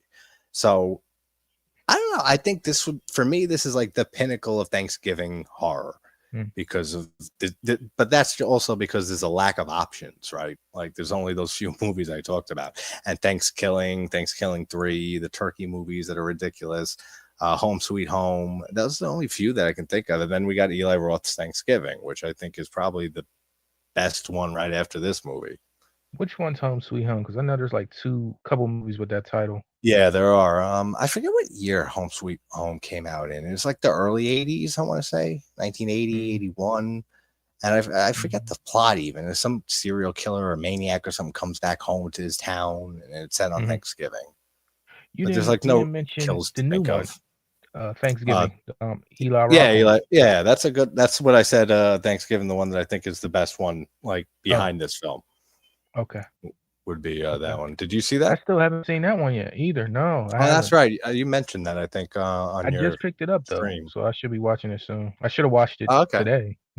Yeah, actually, it would have been. Actually, I wanted to do, or at least watch it. Maybe I'll watch it after this. Uh, Eli Roth Thanksgiving. I haven't seen it since it came out, and I think it's a great double feature though with this movie, Blood Mhm. Rage, and then Thanksgiving afterwards. I think Right. that's a great double feature. I know this is not the same holiday, but a great movie. And you've heard of it. You're a horror guy, but it doesn't get enough praise. Both versions. I think the original and the remake of Bloody Valentine is like an extremely underrated movie. So I for a actually like. Valentine's Day horror. I actually like the remake better. Yeah, I mean they're close. Like if anybody goes either way, I'm not mad. But because Yeah. I see the argument for both. I kind of see I like Jensen Ackles, so I kind of lean on that one because it feels more brutal too. And Yeah. Oh, but absolutely. The kills are much more brutal. but the first one, it's like I'm shocked they didn't sequel that to death the way it ended the original. Right? They could have. They could have turned that into a whole series. And actually, I'm glad they didn't because I like seeing like the burning from 81 is another or 1980. I think it's 80 or 81. 81. Yeah, because the fires, the Mhm, scene around the campfires, the identical to Friday 2, which was from 81 too. And I always mhm. think Savini was the one that leaked that and brought it to the burning, the campfire scene. But the burning too is another one of those slasher Yeah, movies from the 80s. the community talks so much about that one that I had to watch a few years back, and I really enjoyed it. I truly No, I know burning this is is great. tough. I'm a Jason guy, but I think The Burning's a better movie. Just pound Yeah. for pound.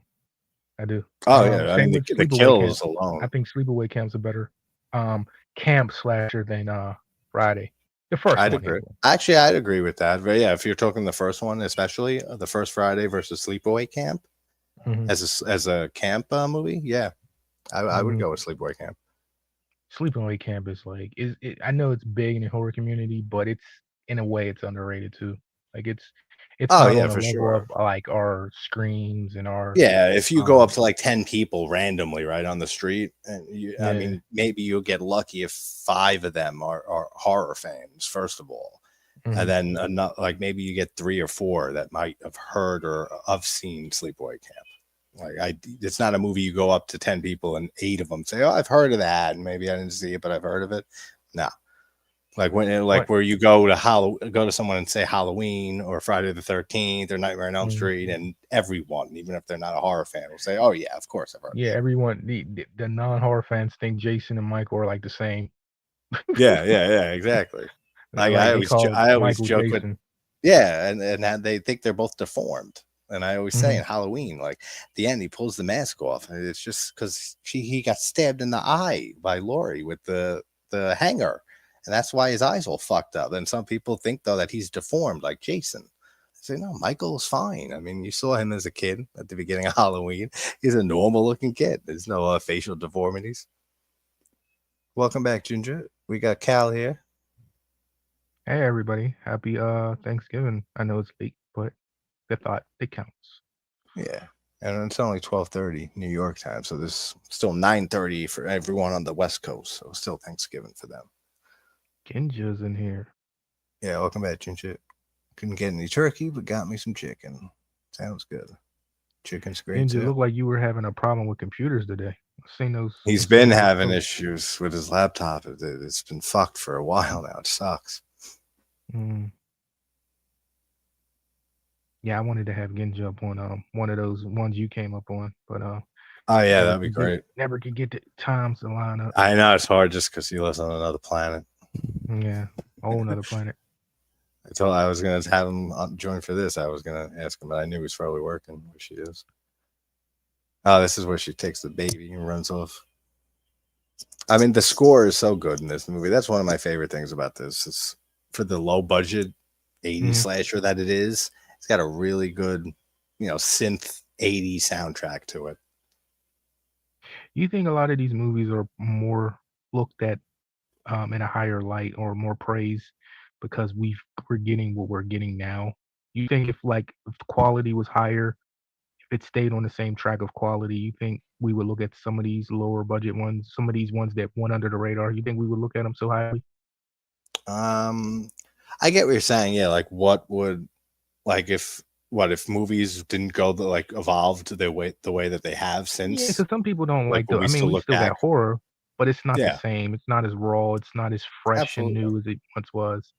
Yeah, I If that think level of probably. excitement in filmmaking was still around, you think we would appreciate these as much today?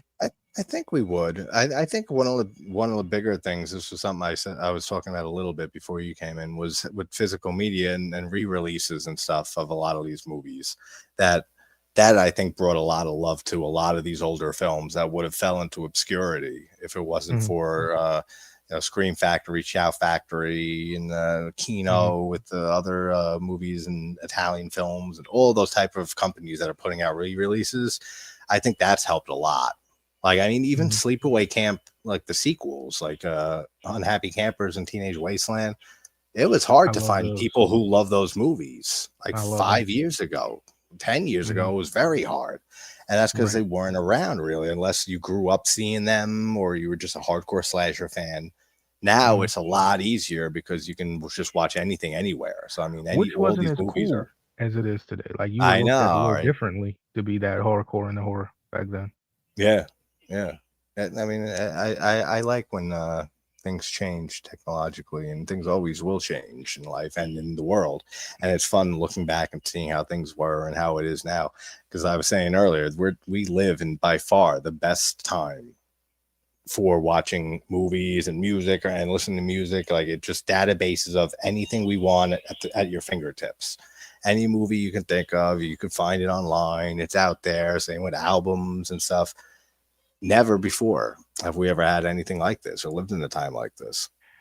Well, yeah, true, but Hey, on one Prime. hand, I feel like we have too many options, and we miss a That's lot of things that's because we that's have exactly too right. many Well, options, you're yeah. right. That's the opposite side, and that's where I was going to go with it. Is that the negative is what you said. We have too many options, and it gets overbearing when you try like streaming, like looking for something to watch or Mhm, something to do a review on. And so I'll be looking on Tubi for 25 minutes, just like, all right, I did this, I did this, I did this. I don't care for this movie. I've never heard of this shit. This one, and then before you know it, it's been 15, 20 minutes and you mm, still can't think of something to watch. And at the same time, another thing to the point against that, to the way it is now is just the magic of we've talked about this going to Blockbuster back in the day and rental mhm, stores and just picking and then seeing the artwork and it was an experience that younger mhm. generations just will never experience and never get to have. But that was something magical. This shot right here, guys, like the when he opens the door, the two naked bodies are there. I'm hoping and always hope that it was deliberate. There's a little sign on the door that says clothes required or something like that at all times. And then he opens the door and they're both naked, the two dead bodies. I always thought that was hysterical, very clever. And there's no way that that wasn't deliberate. Yeah, you got the crazy twin cow going around killing everyone in this site right now. Yeah, what does it say? Clothing must be worn at all times. Yeah, on the door. That's funny. You know, one I watched, a little bit, but maybe around last November was, What'd you watch? Graduation. Did you ever see that one? Graduation or Graduation Day, the slasher from 80. Mm, yeah, like, I think there's an opening scene where he stabs dude on like, he's stabbing through the top of the hood of the car. Is that the one? I think so. It has Christopher George in it from Pieces, and it Ah, has the girl who comes I didn't home after enjoy it. I her didn't really friend enjoy died it. during a track run in high school. The girl who died, and then her No, sister I don't comes think that home. I No, don't think it you might know be a what? different. Nope, Maybe nope, it's a I'm different one. sorry. It's called, I'm so sorry. It's called, Final Exam. Oh, Final Exam. Okay, yeah, yeah. Final Exam's a good one. That's a You good like one. If that you guys one? haven't seen Final Exam, it's not great. Mhm. That's the thing. It's not great, A but it lot of has some. cutaway. A lot of Yeah, cutaway. that with the kills, 100%. Yeah, there's It's not a lot of terrible good cutaway. kills. It's all cutaway kills, from what I remember. Right? It's pretty much all Hmm. cutaway kills. I But think the first one they blew their wad on the first one. The first one's good. The first kill, and that's the then one. everything Yeah, else. there's one or two I think that are good. The first I one, think he yeah, is chops a good. head off in the beginning. Like the first kill is great, Yeah, and then the rest of it is like all cutaway. I hate when movies, when slashers especially, are like that. When they have one kill, especially if it's like the last, the first one, like you were just saying. If Hmm. it's the first kill and it's like, yes, all right, cool, it's gonna have good kills in it, and then every Hmm. kill after that is a cutaway. Oh, that's so frustrating. Reminds me of Nightmare remake. Like the first kill, like the first 5 minutes of that movie is See, good. you The rest talk of it is about it a just lot, downhill. man. You love it. I think you secretly do love it. You Yo, talk about it a the lot. intro was stellar, but the rest It of it is was good, just actually. The ass. intro is pretty decent, actually, and I do like the actress and who I always confuse for some reason with what's her name? 3-word name. Why am I blanking on Mm, it? Final mm. Destination 3, Mary Elizabeth Winstead. Okay, okay. So you For talking some about reason, yeah, not from Katie Cassidy. Nightmare, You talking about the other girl, right? the main girl in The Nightmare, main girl. the Okay, remake. Is because that you Katie know, Cass? and well, they set it up like she's the main girl, but she's actually Well, Tina. yeah, Katie yeah, Cassidy is yeah, Tina. yeah, Yeah. that one. The other one, like the Hmm. Nancy equivalent. Yeah. She kind of does put you in the monitor now that you say that. Right? Yeah. For some reason, when I did the review on that years back, when I got to that one in the Nightmare franchise, I said, gee, I was thinking even, I think I even said at the beginning of that video, like, we got Mary Mhm. Elizabeth Winstead in here. And then, like, when I started the movie and I watched it, I said, that's not Mary Elizabeth Winstead. It looks very similar. How you doing, Prime? Hey, Welcome, Prime. man. Hope you So had a good so Thanksgiving. since you have so much hate towards Nightmare, what do you think about the Friday remake? Did you hate that Um, one too? I like the Friday the 13th remake. I don't love it. I don't think Mhm, there's anything like necessarily terrible about it or even that bad. mhm. It's just it's good. It's like It grew that's on me a the lot. it to sum it up, like it's good. Like It that grew that's it. on me. It really I did. could Like see the that. beginning, the beginning was really good, but I at first really I like hated that. it. I really like the intro. 20 minutes or so, the first intro, 15, Hmm. 20 minutes when it Really good. condenses the first It's three, like four all the movies. Jason movies. Yep, Yeah, it's exactly. Yeah. I like love how do that. you get That better than that's that? well They never done. did get better than that. Yeah. But No, it doesn't, because the rest of the movie is not nowhere near as good for me. But there's see, some my good, so thing like was I felt like the it was tits are wrong turn with stupendous. Jason. That's what I didn't like Yeah. about it. It felt like a wrong turn movie with Jason, like but That's in I didn't hind like that. I didn't like mhm, that with the traps and stuff, with him setting yeah. the traps and then and having going underground with tunnels and shit. All of that I Mhm. didn't care for much. But, in hindsight, I kinda appreciate it. It's a different take. They made him more smart. They made him more like he wasn't too. He was more, Yeah. you know, Oh yeah, it they just they definitely gave Jason a boost in his he was his like a hunter. IQ and stuff. Yeah. Yeah, exactly. He was like a hunter in the So I remake. like it now. Like, when it came out, though, I hated it. I hated it. But, See, I didn't hate it when it came out. I just same thing pretty much. I was like, it's good, nothing mhm. great. But then after a watch or two, now I like it a little bit more, but still it's nowhere near. I I think like love I love might it. have Can't it wait to over watch some it of the again. sequels. I think I might get it over a couple sequels in the franchise. Maybe. I'll Now have to that do I my think, rank. Maybe. it might go over Manhattan for me. Manhattan would probably be last. So I I think love that would go Manhattan, man. the remake. I know you do, but I think that would for me the remake would go above Manhattan, but not Mhm. many other of the movies. I mean, the What about remake would be Jason at the Goes to Hell? bottom. You like that one? Jason Goes to Hell is very interesting. That movie, I like Very it. interesting. It's not a good Friday movie. Jason Goes to Hell is a very decent body horror film. Mhm. With if you took all the Jason stuff out and didn't call it anything to do with Friday, that would be a decent movie and some really good effects work actually you got in Man, there. I fucking I really like that movie, man. I like that. I know I hear You what you're like it? saying. Yeah, yeah, I agree with it too. It's a body snatcher movie, but yeah. um, Pretty much. I I mean, kinda I just having Jason for the how little we do. That's what makes it the worst. mhm. If in a lot of people's eyes and why they hate it so much because you see Jason what 3 times in that movie at the very Time changes beginning. though. These movies were kinda Oh yeah, hated years absolutely. ago. We're starting to see a lot of people. I guess people are growing up differently too, so they're like really enjoying these ones that people consider bad. Like the Yeah, amount of movies that people were like, "This is terrible," that I'm hearing they love now. Like Halloween, season four Halloween is 3, yeah. so beloved now, whereas that was like dog shit to people back in the day. So it's Absolutely. A lot of movies, like we're talking about how a lot of movies get reevaluated over the years and the decades. mhm. Hey, what's going on, ghouls from Wellville? How you doing, Alyssa? Happy Thanksgiving, or prior Thanksgiving yesterday, or whatever time zone you're in. People in chat on TikTok. What movies that were hated, by critics upon release in the 70s, 80s, 90s that got reappraised heavily since then? Do you guys really love and always loved? Like we were, my friend That's a Callie good here on question. YouTube was talking about Halloween 3 season of the Witch, which I've always adored that movie. That movie was hated at the time and became very reappraised, and a lot of people love that film now, that sequel. Same with, even John Carpenter's The Thing, my favorite movie ever, was not liked at all for the most part when it came out by critics. And then look how that was reappraised. So what, Hard to believe. any movies, both the chats, any movies that you guys like When you and say always have 80s and liked? 90s, I really don't. That's hard. Now, if you talk about later, like now, 2000s, maybe, Yeah. but like it's Any kind of yeah, hard because I kind of like any decades, any movies that were like really Leprechaun 3. I hated didn't on, like but that then when they it came did out. get, then it did get like a big reappraisal by fans and critics years later. I see Not people coming not just around like a to it. move, not just like a movie that like you've always loved, but people hated. Like the difference there, hmm like that Well, I've the seen people. consensus change.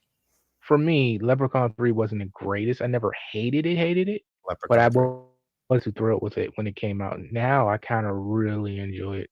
So that might be one. I can't really Yeah, think of many because most of the movies I well, don't like, I still don't you're like. the one who reminded me about Leprechaun 3 when I did my top kills compilation last year or whatever February's it was, coming, year and man. a half You ago. got Yeah, or I was thinking to myself, I was like, oh, I need more kills. Then you threw me Leprechaun 3. I said, I haven't seen Leprechaun we'll do a 3 watch in along. so We'll long. do a watch Yeah, along like, with that. I'm down for that. Let's do that. I Yep. gotta do St. Patrick's I, Day or I something. yeah, definitely. I'll do anything. Maybe I'll do like the first two. I'll do reviews on the first two leading up to that, and then we'll do a watch along with 3. hmm Then because I don't know if I'll get to 4 through the rest anytime soon. Man, only one I can't do is the Origins, but the rest of them, man, Yeah, I yeah, remember you saying Origin, and I know a that lot might of be the people. worst remake of all time. Yeah, I know a lot of people don't like Leprechaun Origins. I hope you had a good Thanksgiving too, Alyssa. Some comments were filtered, blah blah blah. Figures. Damn, I'm really thinking about your question. Though. I'm trying to think of a movie I truly didn't like, but now I come around on. Huh. I mean, this isn't a movie I didn't like, but I actually thought it was a good movie when it came out. I just thought it was very overhyped, and I Mhm, came around to it a decent amount. Is Sinister. I was never a big fan of Sinister when it first came okay. out, and then I liked it a little more the next time. A few years later, I watched it, and then I liked it a little bit more. And then when I finally did a review on it last year, it really went up even more than it ever had for me. I said, "This is a fucking great movie." And I always thought it was a good movie, a really good one. It's just Oh, I got one. I've seen that as people's favorite horror film and stuff. And for me, that's like, I got wow, one. really? I never hated it because I love the character and the franchise so much. I never hated it, but I was it was the last on the list, and I truly was disappointed by it. Now I love it. We just did a Which review one? on that. Nightmare 2. That would Oh, probably okay. be it. Yeah. Nightmare We 2. Oh, I yeah. love Nightmare That's a 2 great now, example but yeah. of one that, yeah, I know you love it now too after not caring for it, but that's a great example of one that was hated by most people.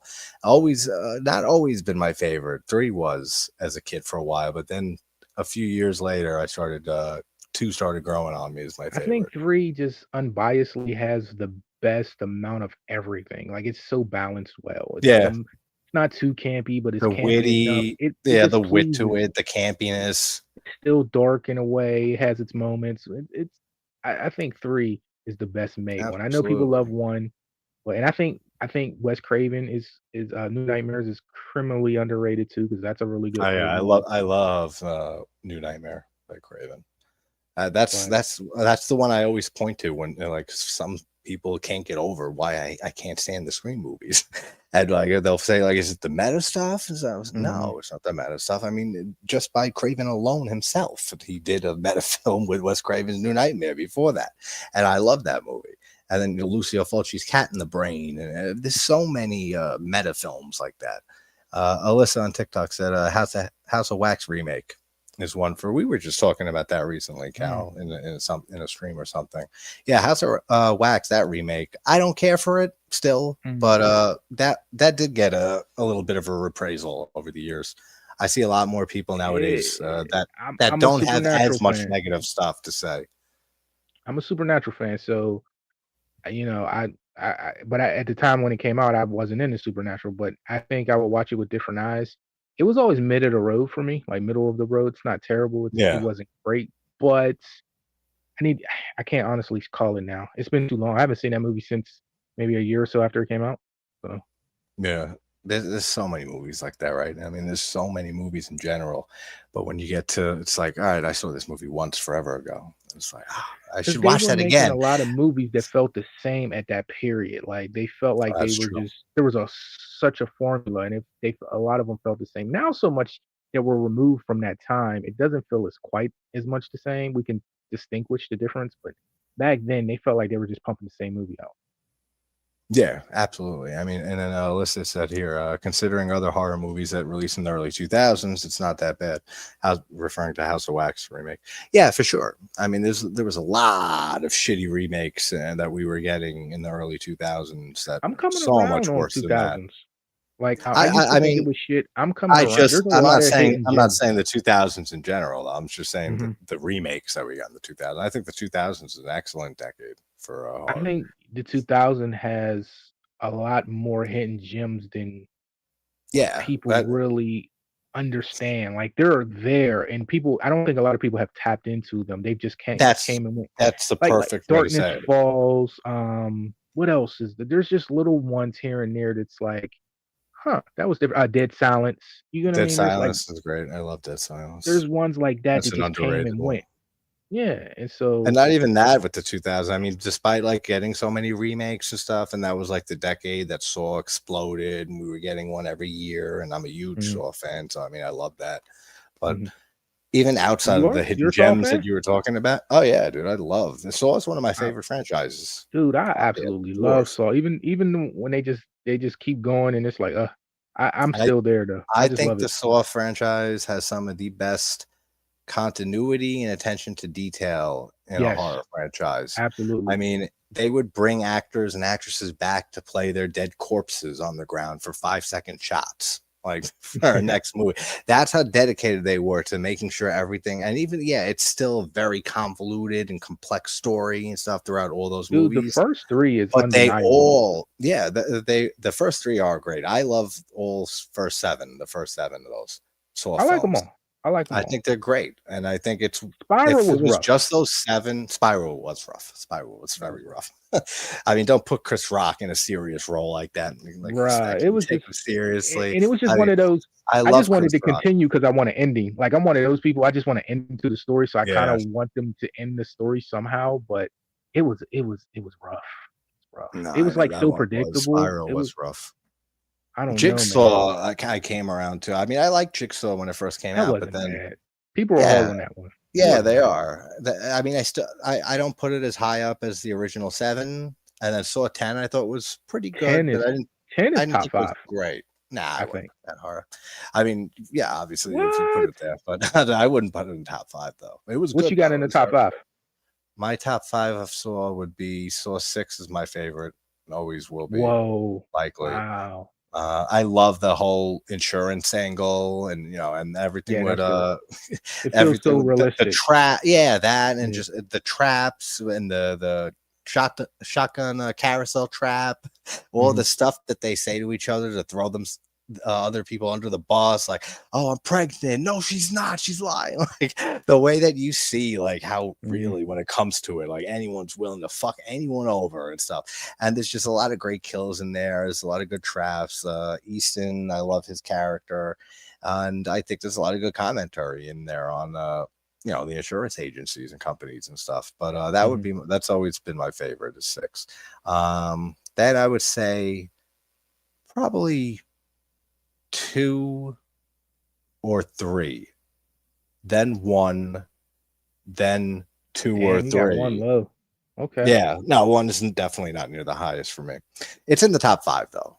But One is like Sixth Sense though. Like the first time you ever see it, it's like amazing. It's like, oh, oh dude, yeah. I'll never forget being in the theater. I was just saying earlier, a theater experience that I vividly remember, the Grindhouse movies when those came out. I remember those vividly. Same with Saw. When Saw came out, I saw that in theaters, and the gasps from Mhm. everybody. And when he got up at the end, when John Kramer gets up, man, I'll never forget the reaction for people in the theaters for that, because no Mhm. one expected that. And then even if it is a little like, you got to stretch your imagination a bit for it, which you have to for a lot of stuff in Saw, but not as much as people would think. I mean, it's a very, I for think people like to considering, hate that series. I think they put 10 on 20. You know what I'm saying? I think they're over yeah, exaggerating how like when they're like, oh, this don't they're bringing back this. Like, no, it makes perfect yeah. sense. I think. Oh yeah, I think it was a good idea to put Saw 10 in the middle of Saw 1 and 2. You know, I just Mhm. don't want to keep seeing them do that until we got like 15 chapters in between chapters. You know what I mean? Like in between stories and I, stuff, because it's already convoluted and complex as it is. But I I think. think for them filming and writing a new movie every Mhm. year, because they didn't have any of the Saw franchise planned. It was just Saw 1. They Yeah, you saw could how tell. fucking popular it got. Yeah. Yeah. Then Saw 2 wasn't even a script for Saw originally. It was a completely unrelated movie. Yeah, it And they was. I turned the forget what movie script it into was. Saw 2. I forget Yeah. too. I forget the name of it.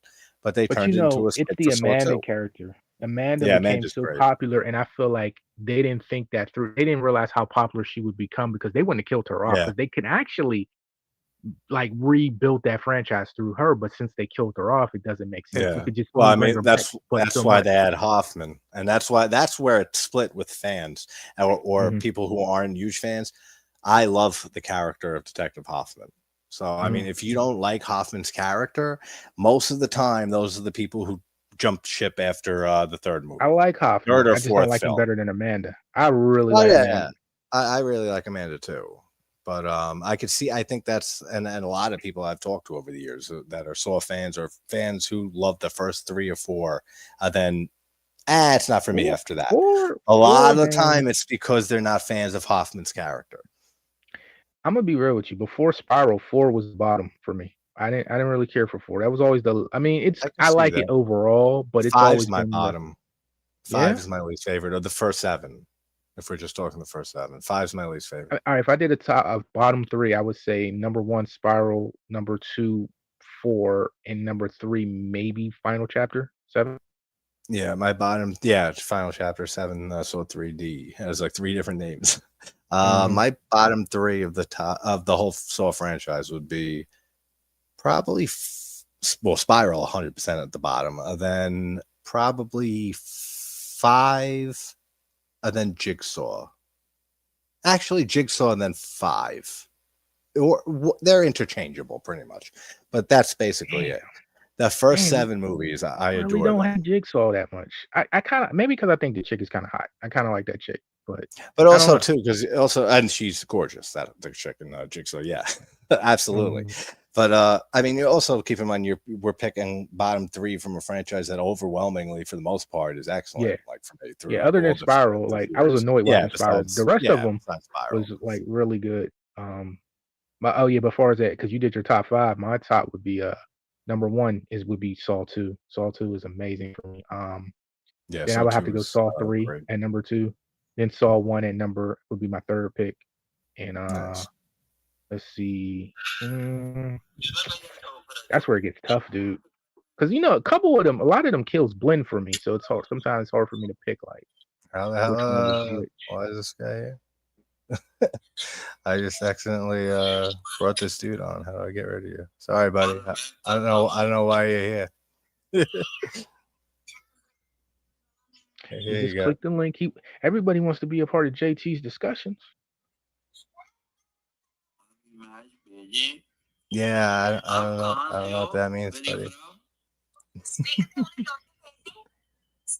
Click that button, like where you X yourself out of here. That's a good idea. Yeah, click, go away. You know how that works? No. Yo. See, you're frozen for me, so I can't see what's going on. Yeah, I'm trying to figure something out over here. All right, let's see. All right. Well, this is my new buddy here on TikTok. Welcome, buddy. But I'm ending the stream anyway because we just this movie. So everyone on TikTok who watched, thank you for hanging out. This is my new buddy. Go subscribe to him. Follow his page. And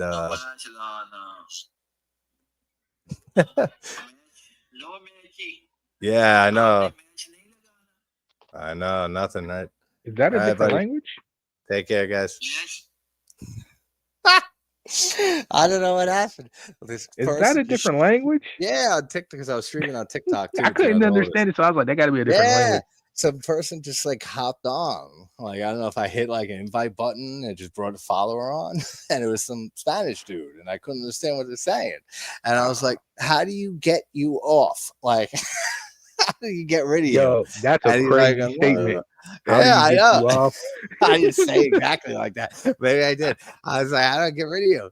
And then I was like, oh no, America. I said, I don't know. And I said, I'm just going to end this. That I don't know how that works. That's a blooper right there, man. Absolutely. I'm just clip that, and I just realized that you save your it saves your thing on TikTok, like live streams. I thought that it didn't for some reason, and then I looked into it because it doesn't like save to your page or anything after it's done. So I said, I guess it's just like live, and then that's it. But if you go into studio and go to lives, like it'll save it for 30 days, and you can clip out of it. Yeah, that's definitely going. It's a blooper right there. This random dude, I don't know, just pops on. Hola. You still? Hey, Josh. What's up, Josh? You Asylum? You still live though, right, on YouTube? Yeah. Okay. I just got rid of it on TikTok because I didn't know how to get rid of it. I don't know how to get rid of people. I still don't know how to work fucking live at all. Tasha, that would be thankful, grateful if you did that tutorial finally for me. But let's just go through this chat and make sure I got Sinister's good up to the last scene. Oh, you don't like the last scene of Sinister? What, the one in the attic? The stupid jump scare? Yeah, it wasn't needed. Yeah, so I guess the jump scare. Yeah, it wasn't needed. Here, I'll blow your mind, chat. I'm not so sold on how they ended. I know for the time it's supposed to be stellar, but Black Christmas, the original, like I'm like everybody just like his mind is blown about how I'm like it just feels so average to me. And I know it's a different time, but it's just like Oh, really? You don't like the ending to the original Black Christmas? Black Christmas is a love-hate. I love the cast. So like there's like 3 actors in there. Yeah, I mean Olivia Hussey and Margot Kidder is Kidder, so of course, and John Saxon. I love all 3 of them. So I think my expectations when I watch that movie is really high, and it just never delivers. I could see that. Yeah, I could see that. I mean, and also because it's a very early slasher-esque movie. It's very 70s, slow paced. Yeah. It's very important to the genre. Like you said, it's one of the most important films leading up to the slasher craze, and 2, it's just the ending is. There's a few ways you could look at it because throughout the movie, every time that the phone rings, it's right after someone's killed. So the phone rings at the end, and she doesn't answer the phone. So I always take that as she's killed at the end of the movie. Huh. It's an interesting thing that they don't blew my mind, bro. Yeah, they don't draw attention to it or anything. But if you watch it, excuse me. That's some stellar police work because they didn't find him in the house. Like, jeez. I really love Katie Cassidy. Matter of fact, she was in the Nightmare remake. She was also in remake of Black Christmas, the second one. I really enjoyed the second one. I like that remake actually, and that's another good example of one that got reappraised over the years. I don't know how much of that has to do with the movie itself, and how much of that has to do with how terrible the Black Christmas 2019 remake was. That got all the hate, and now people before that came out, people were loving Black Christmas. So I wouldn't put it all on that. No, I wouldn't put it all on it either, but I do think it might have a decent amount. Yeah, you think it's like a Star Wars thing where like people didn't like the prequels, now they love the prequels because they hate. Yeah, exactly. Like not all that though, like you said, like people were liking the remake before that one, and I always liked the remake from '06. I always thought it was very, I it's mean, you very got two fun. horror girls in there, man. I really enjoy it. You got a I bunch of like that. great people in that. I mean, you have Michelle Trachtenberg. I mean, rest in peace for her. She passed last year All or right, this year. right. Um, you have her. You have Katie Cassidy. You have Yeah, who what's the else other is in? girl? A few other. Isn't Olivia Hussey's in it too? Didn't she I come don't, back and play a cameo or play a role? I don't remember. I could be wrong on that. But maybe there's a few actors. The girl from somebody else notable. Mean Girls. The girl from Mean Girls Oh, who the plays chick, Greenwich. Greenwich a Wieners mean or girl, whatever. Poots. What's her name? Poots from Oh yeah. Oh no, that's from the um. 2019 Oh remake. yeah, she's in Imogen it. Oh, my Poots. bad, my Yeah, bad, my bad. she's a good I like that actress. girl though. I like that Yeah, girl. yeah, yeah. Green She's a good actress. Green I've seen her. Room. Is it Green Room? Green Room was great. That was good. Yeah. Ginger says the final chapter was the worst of all film. It's not the Wow. best for sure. Over I mean, Spiral?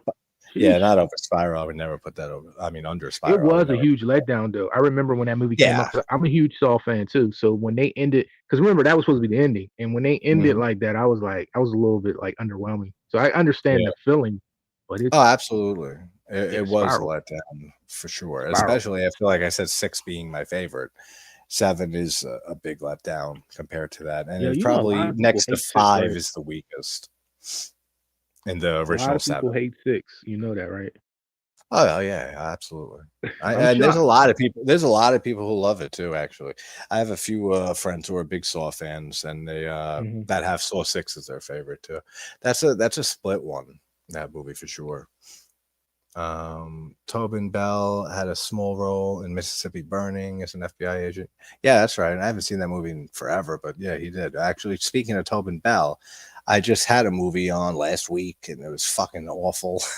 It was a newer movie. It came out like last year, the year before that. It was Curse of the Clown Motel or Clown Hotel, something like that. Curse of the Clown Hotel. And it was on Shudder, and it's Tobin Bell, who's like he owns this hotel. It's on Native American land, and there's like myths like connected to it about the Is ghost he of actually someone in who the comes and movie, kills or is it people. 5 minutes? No, he's in the movie. He's not like in. He's not the main character, but he's one Hmm. of the main characters, and he owns the hotel this all happens in. But Okay. I mean, even he couldn't make this movie good. I mean, it was so bad. It had a low budget. I mean, the effects don't look great. It was, it wasn't that Let good. me ask you this: How But do you? I'm sorry. it Go was, ahead. oh no, it's all right. I was gonna say, but it has Tobin Bell. I mean, just hearing his voice and stuff is great. So I mean, besides, it wasn't a total waste, but it was not good. It was rough. Oh, Um, what were you gonna? Yeah, how do what were you you gonna feel say? about two? Because everybody loves Robert Englund, right? So, but how do you Oh yeah. feel about 2001 Maniacs? How do you feel about that? I haven't seen that movie in a while, and I just passed it like 4 or 5 times in the last month, and I've been thinking of throwing it on to rewatch it Hmm. because I don't remember the last time I saw that, but I remember liking it. It's a good movie. I'm Why do curious people to hate see on your that? thoughts on that. No, I haven't heard anybody's thoughts on it really. Yeah, It's a you weird know, movie, maybe but I'll do a review on that sometime this month or something. have you seen the sequel?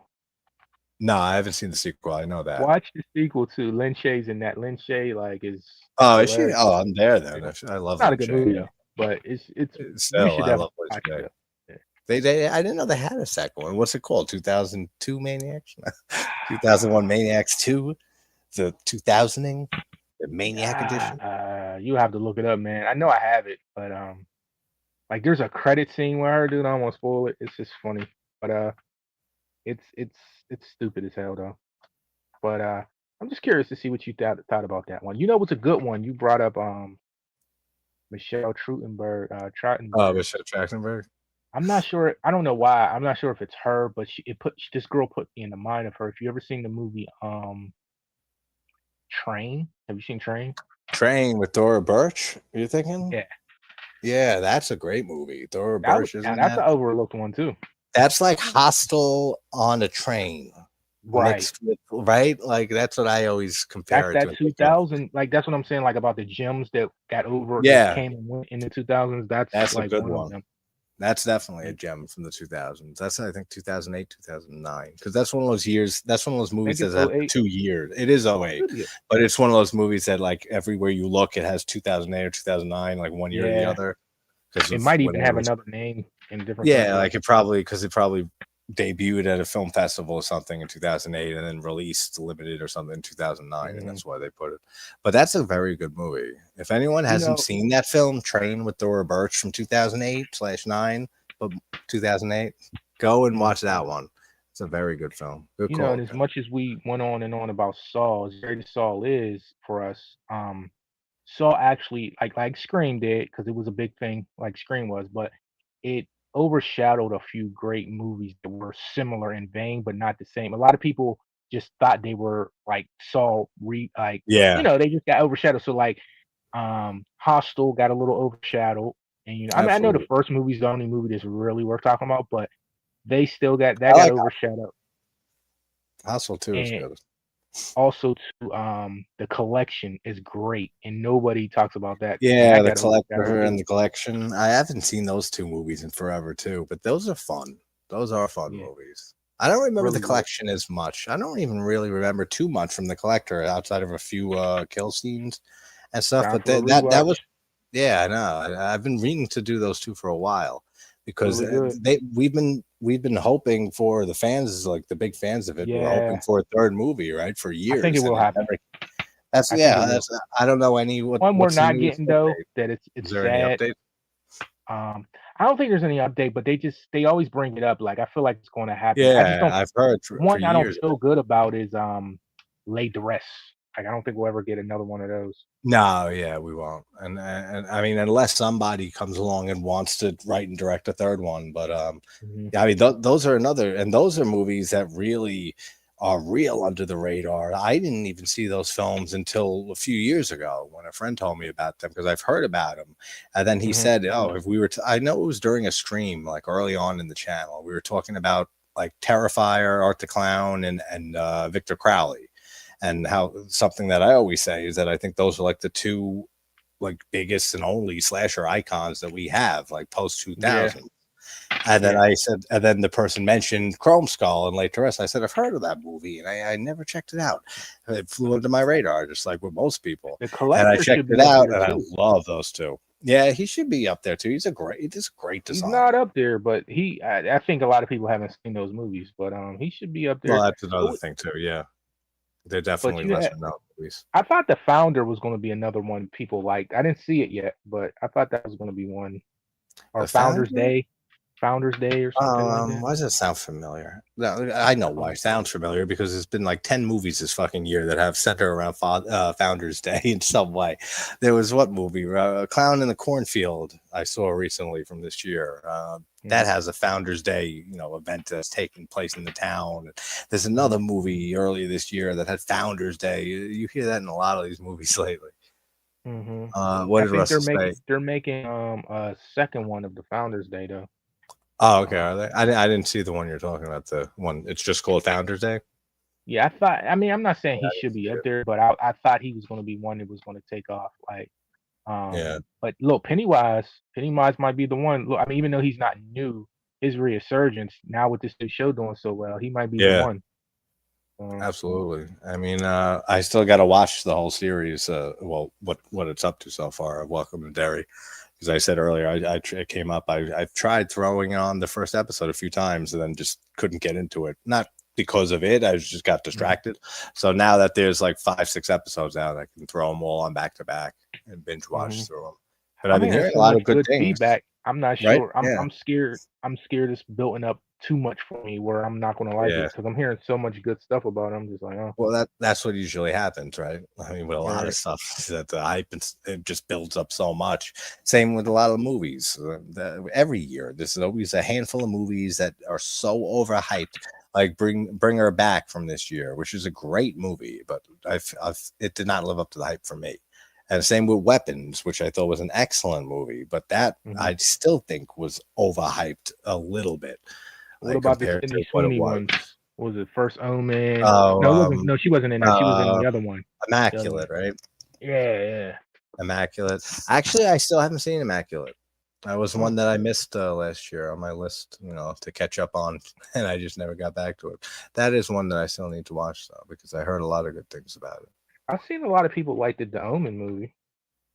I liked the first Omen actually. I thought it was Like, a very good prequel, like a prequel that we never thought we needed in the mhm. first place. And I'm a fan. I'm a big fan of the Omen trilogy, like the first three movies. Omen 4 sucks. I barely remember anything from that because I saw it once, and that's all you really need. But the first three Omen films, and even with the Omen being known as a classic, and most people love The Omen, and it comes up in a lot of conversations for like best horror films. It still, I feel, doesn't come up enough. Like The Omen still has a little bit of underratedness to it, like where people just don't mention The Omen where other big Leviathan names of horror come up, like The Yeah, Exorcist, yeah, yeah. Halloween, and Because it yeah, should be right. right next to The Exorcist when they have those conversations. Yeah, I especially like religious horror and stuff. I yeah. mean, those are the two right there for Truthfully, me. that's that's I've talked about that. That's the only movie that's ever truly scared me was the Omen movies. The Yeah, Exorcist never scared they me, are they but the are Omen creepy. did. They are creepy, man. I mean, and then early shades of Final Destination too in that movie. Like Yeah, throughout a but lot Final of it. Destination has a lot of coolness about it, so it's like Yeah, well, the Damien. kills are very inventive, creative. That's what's great about that Yeah, franchise. Which Damien is is just another. like cold blooded. Like it's just like, oh shit, this is Yeah, I know. Yeah, with the choir too, and the choir music and oh stuff that that just music is adds everything, to. right? It's too Oh, it much. adds so much tension, it adds so much atmosphere to those films, and 2 and 3 are so criminally underrated. Those films, the Yeah, Omen two is the 2, first one I the Omen actually ever 3. seen.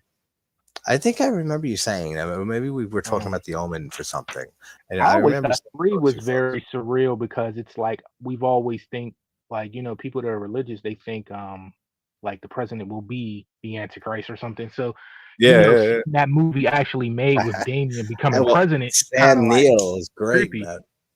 Yeah, and like he's having these arguments with the Jesus statue. It's like, jeez. And it's so dark, that movie. I mean, just the whole plot is that he's gonna have his followers, Amy's followers, to kill all the babies and stuff. Hmm. Like Yeah. it's such a dark premise that I feel like you would never see in a movie today, really. No, you But wouldn't. like those first three movies are such a great trilogy. I'm so mad that I think four four, exists. while albeit four is not as good, I still think it's creepy in a way. She's creepy, bro. Well, yeah, she is. She's pretty creepy. Russell But said, "Love the I'm twist not a ending of fan of those 4." movies. Not because they're bad. I just, goddamn, the movies was. I saw them too young, JT. Yeah, yeah, yeah. I know what you mean. I mean, there wasn't a lot of movies that scared me as a kid, but Hmm. there was one specifically. I mean, a scene from Gremlins that creeped me out always, and it was the ending scene. And when you have the narration from the father, and he says, check under the bed, check in the closet, and turn off all the lights. There just might be a gremlin in your house. Then dun, dun, dun, dun, dun, dun, dun, dun. And that shit would freak me out, man. The first time I watched that movie, Shit, I that's was funny. creeping out, looking under my bed and shit for gremlins for a week or so. That was one of the few things that actually creeped me out as a kid. I don't know Yeah, why. For some reason, I that one. never seen Gremlins, man. Never sat down and watched it. Yeah, it's clown in a I cornfield. Ginger said, "Oh, is that what you're talking about, Ginger? About being pretty trashy?" Yeah, somebody clown in a says cornfield. ginger snaps. Ginger snaps. I love that. Love Love ginger Ginger snaps. snap. And two. We've talked about that a lot I too. you Which know a two lot is of my people. favorite. Yeah, I know. That's what I said. But and that's great because no one even talks about the first movie. Like it's very rare. It's not very rare, but it's rare enough. You don't hear Ginger snaps brought up, too often I in hear it conversation. now with Werewolf Talk.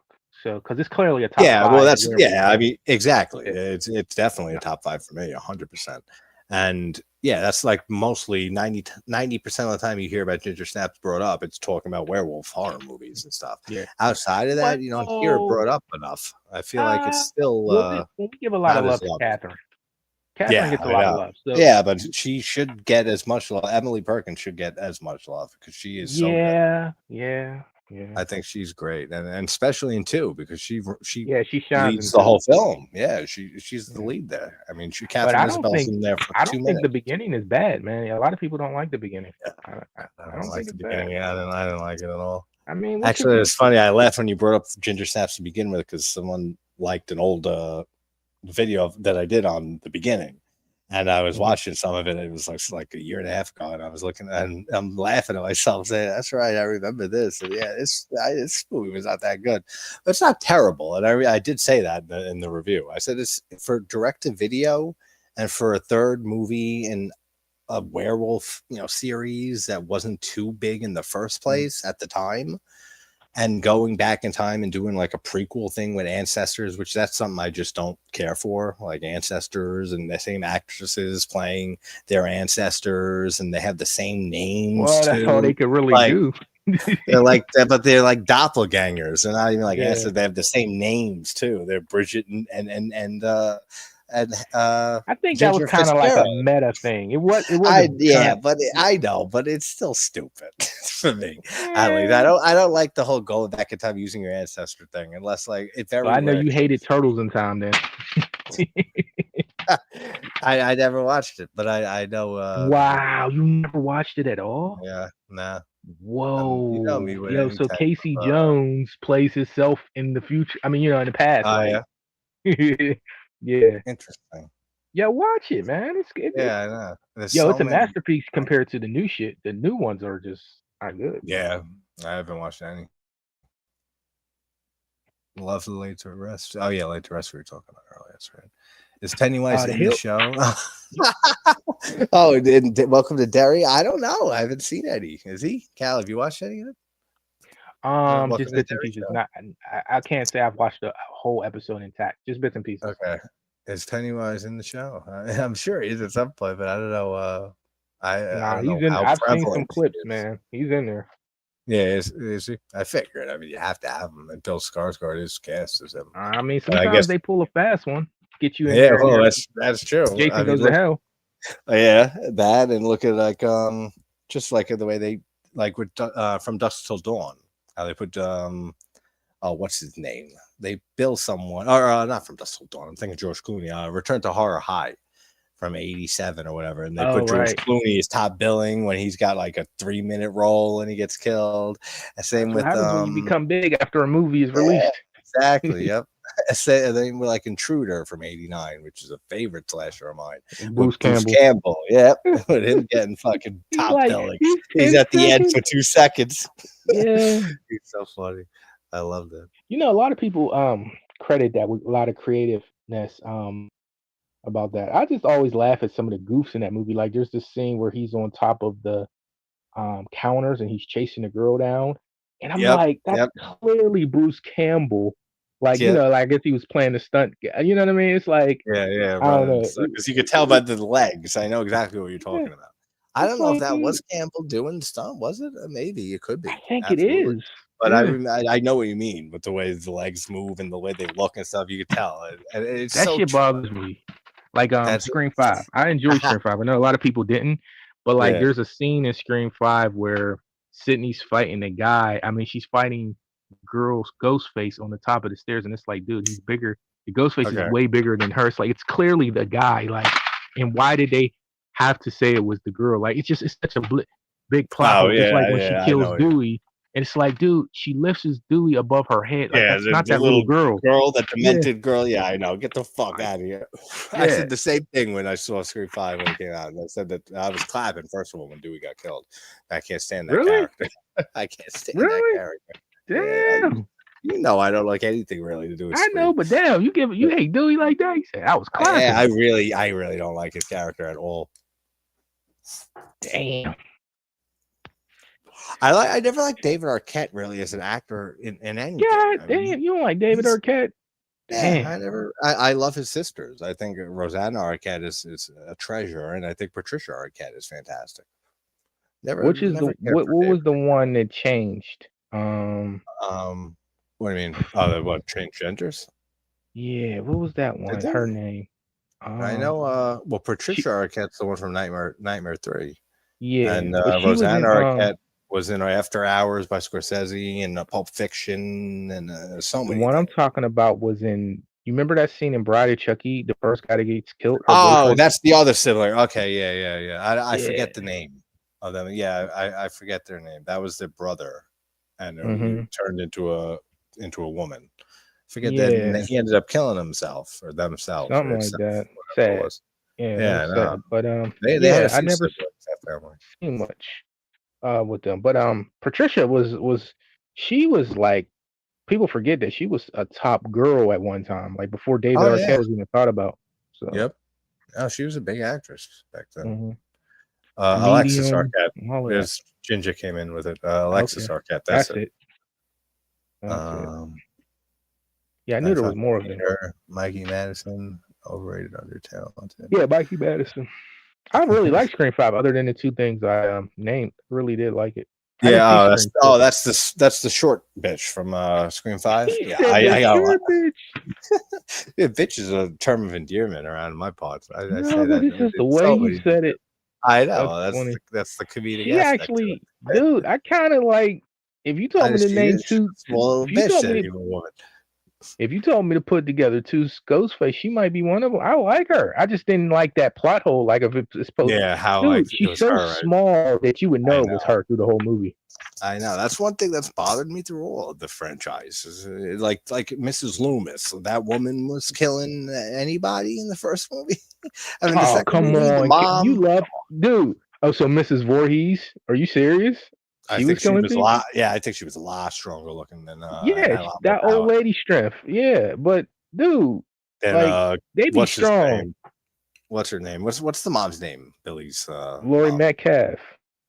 Yeah, no, That's her not the real yeah, name. just the I guess Mrs. Mrs. Loomis. Loomis. I guess the best thing to go Yeah. with, right? Yeah, I mean, as soon as I saw that when that movie came out, and I remember and I saw her come up as the pretending to be the goofy like reporter, right? To like she's like fights with Gail Weathers a few times. Right I when didn't I even saw her, I notice her said, when I first "This watched that person." movie. I said, "This person's the killer" immediately. Now the Well, I twist, mean, she was though, so for big because of her being Roseanne.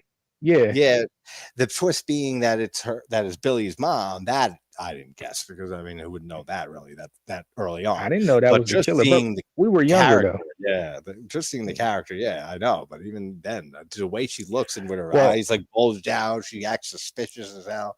I said, that's a killer right there. That's one of them. I didn't know, obviously, like I man, said, it was I the don't know. mom. When I rewatched that a couple years ago, I lightened up on that. That was actually my least favorite Scream. I didn't like Scream 2 for a long time, so I don't hate it now, but Yeah, that one's I'm starting down to there see for people say it's better than the first one, and I'm like, what the fuck are you guys really. watching? I see it. I don't know I what see it. I don't know what I'm like, crack they're Scream smoking. 1 is one of the best slasher movies ever. Like, what are y'all talking about? I don't know. Hate I it don't or know love what. it. Scream 1 for me is one. It's up there, dude. It's a top tier one. Oh, okay, yeah, for sure. For some The people, first one, anyway. definitely. Yeah, the first one for some people is definitely a top slasher. I A lot of mean, people. what you got? Friday the I 13th. would never put it up there. What for top slashers like ever? Unbiasedly though, not as your favorite, but unbiasedly. If I mean, what is unbiasedly? If it's all subjective in the end. So what would be like the objectivity? Like what would be the defining things to to limit it to something objective? If we were to like go it that way.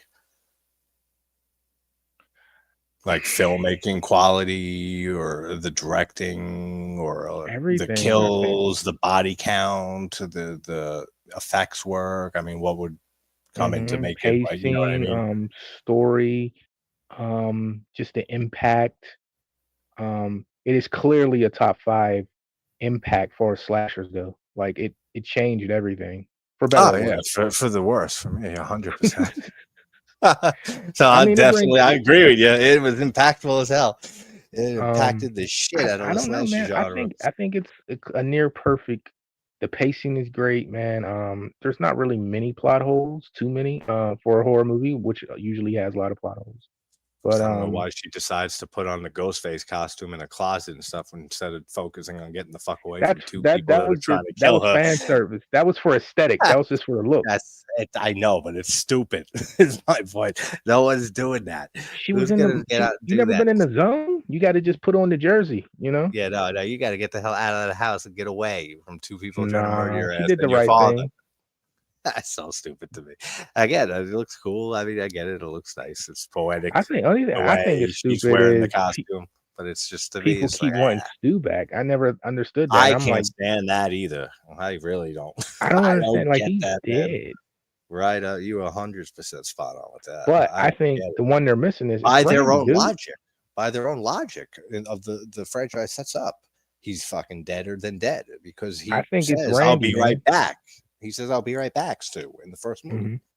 So, I mean, by their own logic and the laws of the film and of horror movies and all the meta laws, he's dead. And then you saw him, I'm getting a little woozy, and he gets stabbed, and he's already probably would have bled out and died if he He didn't get dropped the help. TV on And him. then the TV's dropped and crushed on his face. I mean, the guy's deader than you can be. And then on top of that, he said, "I'll be right back," earlier. So, and I think he says it twice, doesn't he? In the joking way, when he says, "I'll be right back." Hmm. And then later on, when they're doing the reveal and they feel the need, let's give 20 minutes of exposition and allow her to try to get the upper hand and get away. And there's another time, right, that he ends up saying, "I'll be right back." I think to go get her father, Sydney's father. Doesn't he say, "I'll be right back" again? So, like, twice he Yeah, says yeah. He it. says, So "I'll be I right don't, back." yeah. Ooh, So, yeah. yeah. So I don't know why people are like hell bent thinking he's coming back as a character. And if they do, it's 100% fan service, and it's 100% because of that and that alone. There's no bringing that character back in a way that's not, "Oh, the fans wanted him back, and we want the money from the fans, so here it is."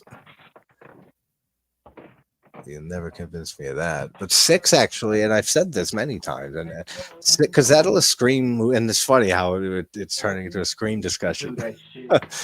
Scream 1 and 2, I've done reviews on. I've done 5 and 6. 3 and 4 are the only ones I haven't done.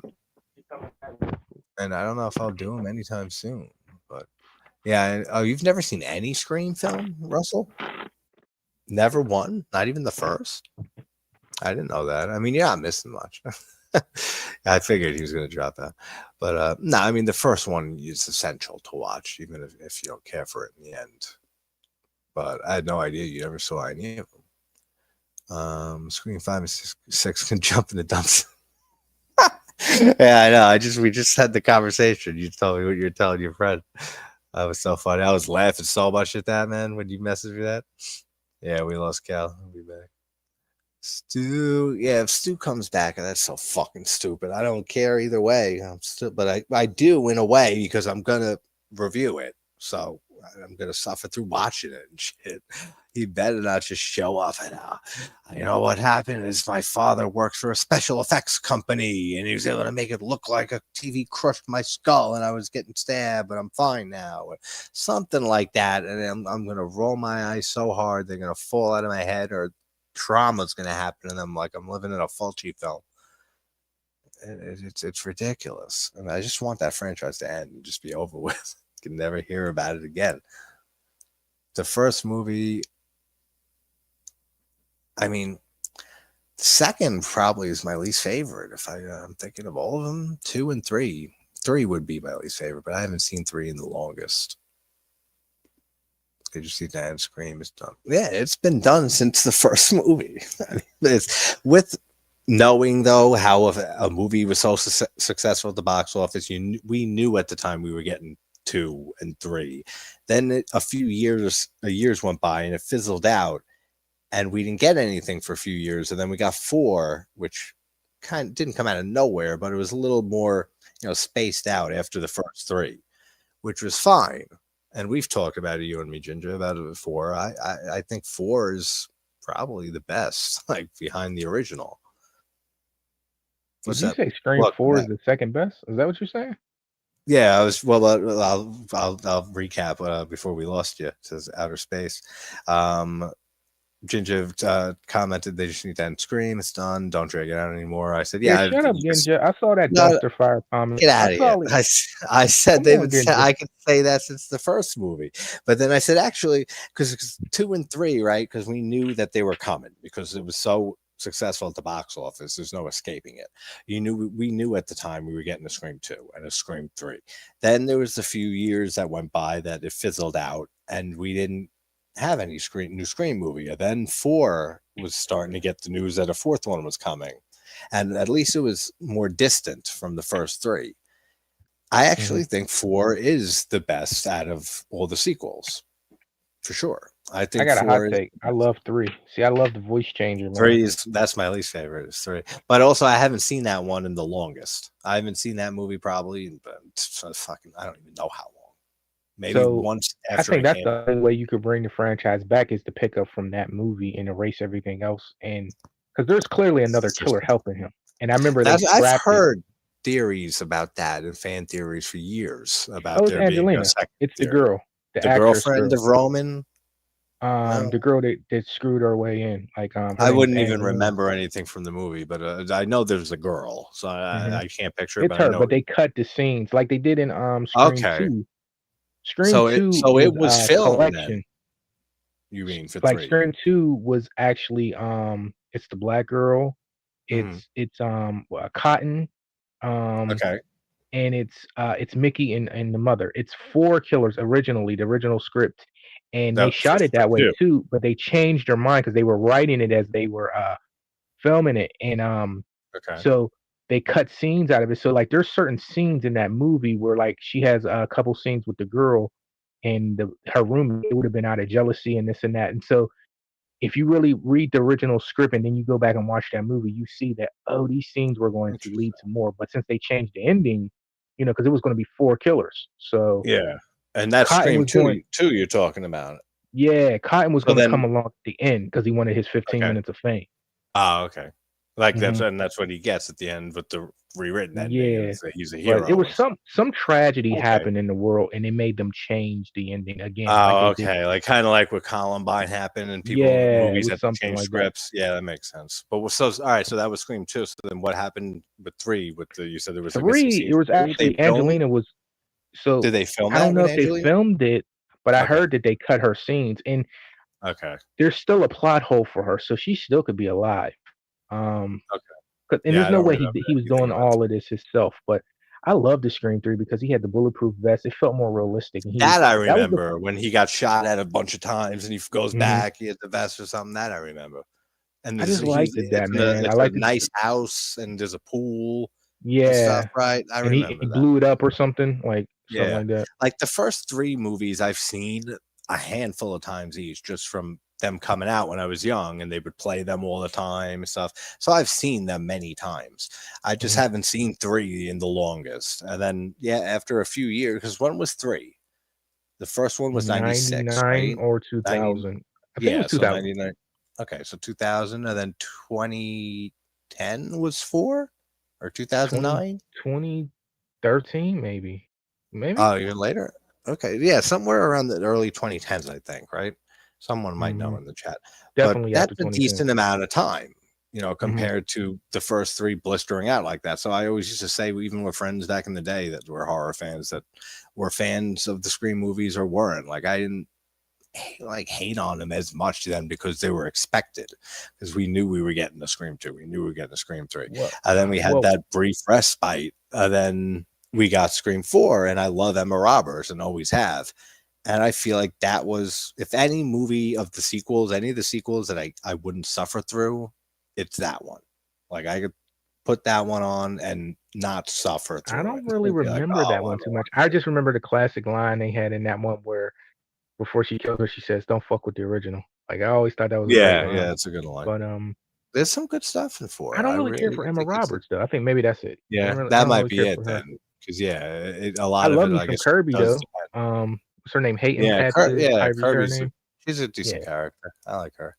I feel like they Um, fucked her character up with 5 or 6, whatever it was when she came back. yeah, I didn't even see 6 yet. But yeah, Uh, yeah, so I didn't spoil much, but she's She back. coulda she coulda been the one to carry the franchise though, but I think she has some personal issues going on right now, and they felt like Oh, yeah. she wasn't stable enough to carry a franchise, but I think she should have been the one. Makes sense.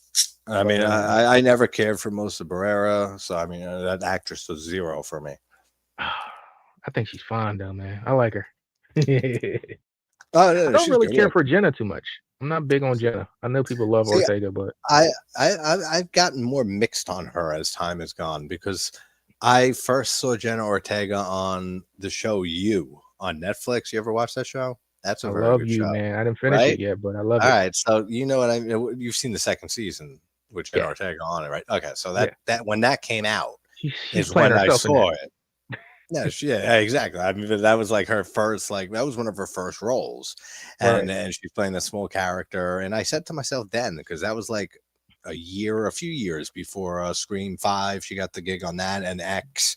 So this was Mhm. earlier on, a few years before, and I said she's a good actress and she's funny, Well, remember she's and a I kid said I actress hope. too. Yeah, yeah, yeah. I know, and I didn't really know any of her past stuff. Like when I saw her on You, that was like Yeah. the first time I saw her and like really paid attention. And so like this is a Mhm. good actress. And I said I hope she gets some good projects. And then Mhm. within a few years, she got Scream 5 and she got X and then she got Wednesday and then she got all these Wednesday is things. cool though. I think she's doing a good job with that. But I feel like Actually, I that never is watched it, but I've I heard feel like great she's things. playing that character though to the point where it's become her. Like, you know how some people just become like Yeah, Jennifer Tilly is absolutely. Chucky is she's Chucky now. I'm Bride of Chucky now. It Mhm. feels like that's what Jenna Ortega's becoming Well, Wednesday. exactly, and that's why I said like I'm kind of reached a point where I'm mixed, a little more mixed on her now because I used to really, really love Jenna Ortega, and I think she was a great actress.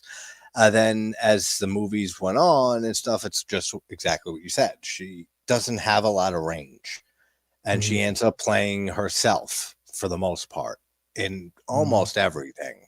So I mean, she's a good actress. She's cute as hell.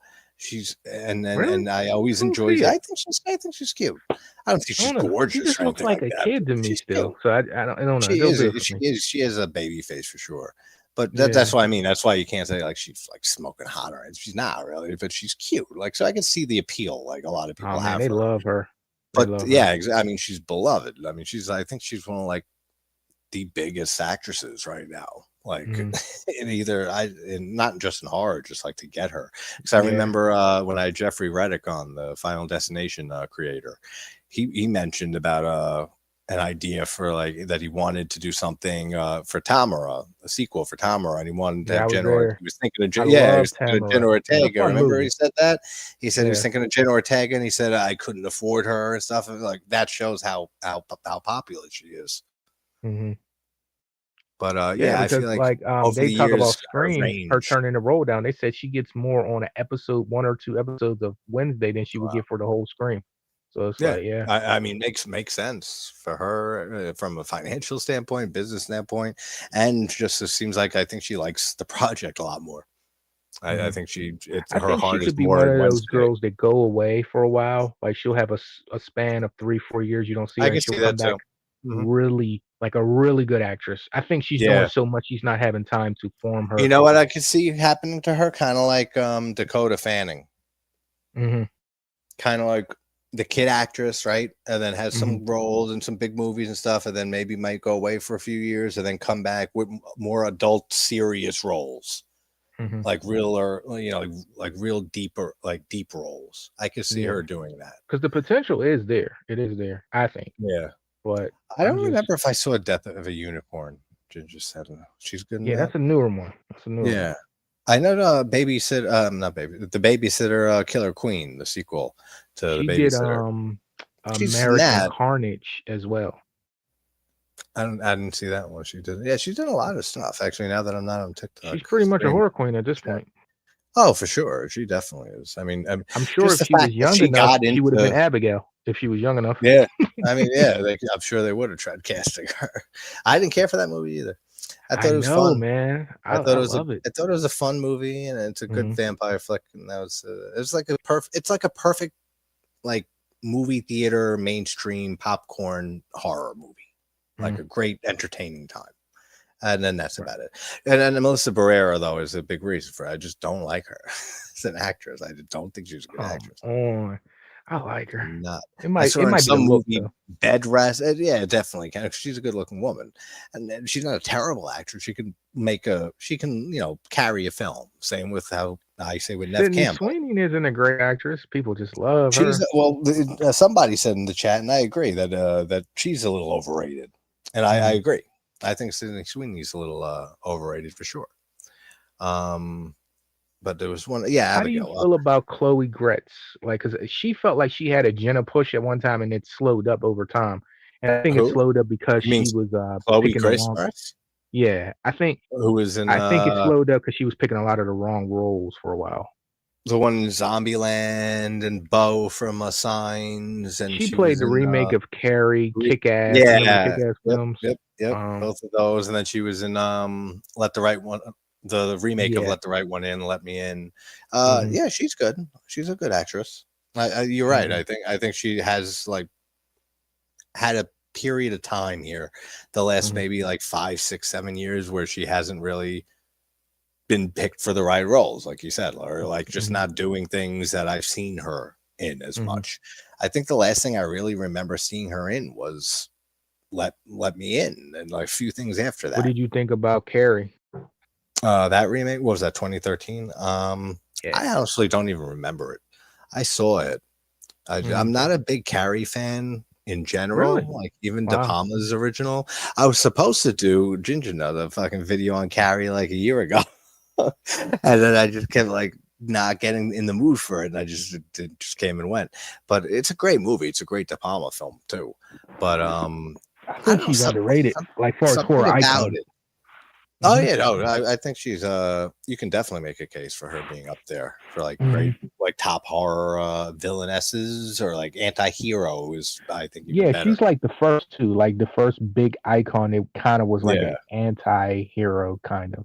Yeah, because I mean she slaughters her entire school and Yeah, because burns everybody it on the list down. is straight up. You know, but like you see, and that's the brilliant part of King's writing and stuff with the novel, Mhm, and translated to screen too, was just seeing how bullied she is, and by her mom, by everyone in school, by everybody, and then mhm. just that she snaps and she can't control her powers, and then she doesn't know what's going on half the time with her mind. She just knows when she gets pissed off, shit goes a flying, and things are Mhm. not going to turn out well. And she ends up killing everyone in her school. So I mean, is she a villain? Not really. I mean, is she just like kind of But like a see how superhero who refreshing didn't at the know about time it her is. powers?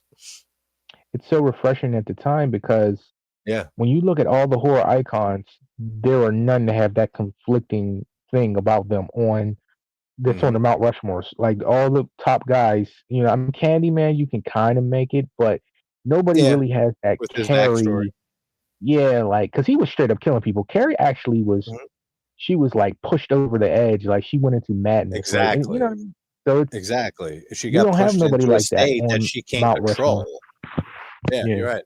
And it's like it's kind of like um, James Gandolfini in The Sopranos as Tony. Mhm. And he was kind of like in TV in the second golden age of TV, considered like the anti-hero. Then that became very popular in shows with Walter White and Breaking Bad, and John Hamm and Mad Men, and a lot of shows that went with Boardwalk the whole. Empire. Mhm. Yeah, exactly. That all went in that direction of having that main character that is doing illegal shit or doing things you don't shouldn't be doing, and you shouldn't be rooting for them, but you are rooting for them because you're with them the whole time. That's Mhm. something that I think Tony Soprano definitely started with modern TV. Hey, what's up, AJ? How you doing, buddy? Well, let's be real. It's always been fun to root for the villains. Like I'm a Oh, Smallville absolutely. guy, I've and always it voted was always for about Lex Luthor. Like he was cool. Like it's a good villain makes every movie. Like absolutely. Goodfellas. You love Tommy and you love Jimmy Conway, right? So Mm, it's we just absolutely. like rooting. I always voted for the villains my whole life since I was a kid watching movies. I was always voting for rooting for Darth Vader and all the bad guys and stuff. I would always want to be the bad guys in the movie, just like in Goodfellas when they say Jimmy's the one who always wanted to be the bad guys, rooted for the bad guys in the movies. That was Mhm. always me. It But says a lot about you, man. yeah, I know, right? It says that I'm fucked up. I got a fucked up mind. I root for the crazies. That's right. Crazy. That's one But I haven't seen either. The the Crazies. I haven't crazies, seen that the one. original or Yeah. the remake? Either or. Oh, you should watch those. The remake's pretty decent actually. The original, it's not the best Romero movie. It's good. It's definitely a good film, but it's just I don't know. It's missing some stuff. It's missing any type of greatness that would propel it to the level of other Romero movies. But it's still Mhm. worth it, checking it out. But the remake is pretty good for a more modern adaptation of it. I think it's actually more action packed, the remake, than the original. Hmm. Yeah, I might gotta check it out. I really enjoyed the. I didn't see the original, but the remake of the Invasion to the Body Snatchers. Body Snatchers, it's just called. But I really From enjoyed that with Meg 1990. Tilly. Yeah, from Yeah, 1990, right? Yeah. you got That Cal that from one. Child's Play 2 in there. Yeah, that's Yeah. right. Yeah, that one and the original were the ones that I saw growing up. I didn't see the remake, the great remake from the '78 until a few years ago. That was just one that I never got around to. One of those classic ones. I Mm. saw the '91. I saw the original one a few times, the from the '50s. And I just for some reason never got around to the '78 version. But that is a fucking masterpiece. That movie. What, the 78 one? Yeah, with Okay. Donald Sutherland. Okay. Ginger says the Crazies is awesome. Yeah, that is. I don't know if you mean specifically the remake or the original, but both, yeah, are good. Russell says George I A. can see Romero. Genja saying that, man. Only reason I let you live, Genja, is because you like Alien Resurrection. We're the only two people that like that movie, so I let you live, I man. haven't seen Resurrection, so maybe one day I'll watch it and I might join the club. Really, Yeah. really, Well, Genja. I'm not a big fan of that Invite us franchise. over to watch Alien Resurrection. We'll do a watch along. Yeah, there you go. I'm down for that. If you do that, Ginger, you host it, I'll watch it. I'll watch Resurrection because I've only seen Aliens, and that's it, and Romulus. You ever seen 3? Nah, I want to watch 3 though because I've heard I good think things you'll like about it 3. from I've heard good things about it from people I severely trust Okay. their Remember opinions earlier on. your question, a movie people hated, now they come around to. That's one That of them. one, Alien okay, 3, Alien 3, I can for see that. sure. 2 is always the best made movie. I think there's no one better than that, but I didn't like I 2. just love 4. 4 is what got me into the franchise, you know? But So, which one's 4? Is that Resurrection? Is that yeah. 4? Okay, because I I've forget the never numbers how fully they go. I've never watched the first one completely. Like, I don't know, it's so slow. I gotta watch it maybe this year, but I've never sat down and really fully watched it. Okay, what, the original? You're saying the first one? Yeah, Yeah, the first one, yeah. the first one's a masterpiece, and Romulus was good too. I'm not even. Romulus was very good, and Mhm. that's coming from again someone who's not a fan of the franchise, who only saw the original, that I consider a masterpiece, but I don't watch the original often. The When I did it for Halloween week, that watch along, that was the first time I watched that movie in 5 years, maybe, or who knows how long. But Aliens, I didn't see until like 2 3 years ago, and I really didn't like that movie at all. Wow, you didn't like I Alien? I've never heard nobody Yeah. say that. Oh Wow. yeah, yeah. I got my friend Lauren that told me at the time about Dave and Mike. Dave, rest in peace, from our boy in the UK over there. Him and Mike, the real Fifth Beatle, were saying for a while, saying you've never seen Aliens. You never seen Aliens. I've said no. I've never been a big sci-fi guy. One, and I just never, it wasn't my time. I have no nostalgia connected to it, but I'll check it out. And it was during that conversation in that stream, our buddy Lauren was talking and stuff, and he was talking about how much he doesn't like the movie and think it's written terribly. He's an author and he's just giving his take on it. So I said, all right, let me watch it finally. I think it was the director's cut. So it was like 2 hours and 30 minutes, 2.5 hours, something like that. And it's entertaining for sure, but some of the writing throughout it, I'm Jeez, not wow. feeling I've it. never heard But this he take. was, but he was the same friend who told me check out 3 though, because he likes 3 more than Aliens. So I've never it's heard that funny that either. you brought up. Yeah, it's funny that But I you do brought up think you'll 3, like not 3. just this Like, time. something Yeah, about it, I because think you'll like it. you said that another time about me liking 3, and I thought of that then because now you're not the first person to say that. I've had a few people tell me that especially the ones who knew I didn't like Aliens, they said check out 3. You might actually be surprised, like Okay, compared do you to. like Predator? I like the first one. I saw the second one when I was a kid. Mhm. I don't even remember it. And then that's the only Predator film that I've ever watched. I've come around on the second one. I didn't like that one when it came out.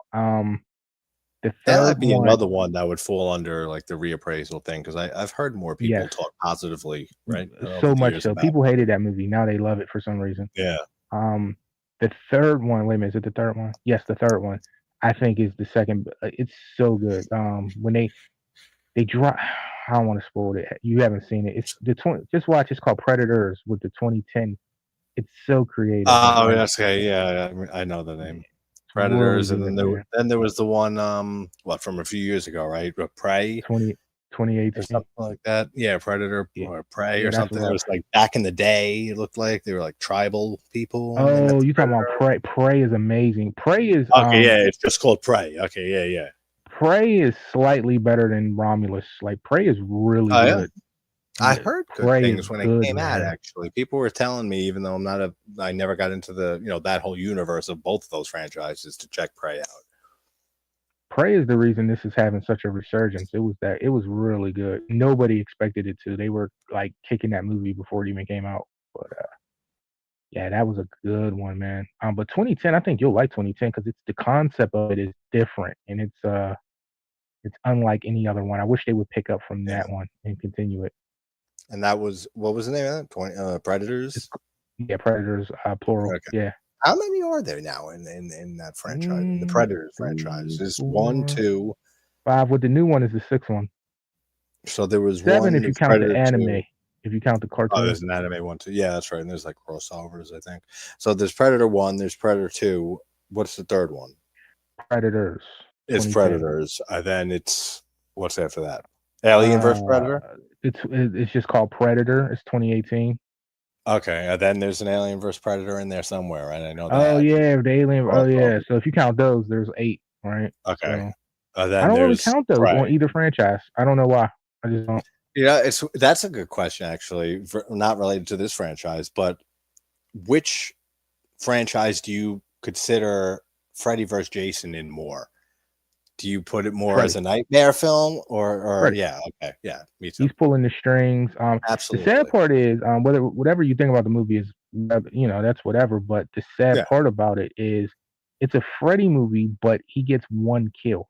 Like Yeah. it's like I know. it's Well, that's true. a little Yeah. ridiculous, man. Like for that to be the big movie But of that was the two Titans. yeah. That was the Batman and Superman of Oh, for sure. the superhero. I And mean, the horror world. So it we was were like, looking forward for that. You know how long we were waiting for that movie. I mean, when I was a yeah. kid and the Halloween, Nightmare on Elm Hmm. Street, or no, Friday the 13th, yeah, Jason Goes to Hell.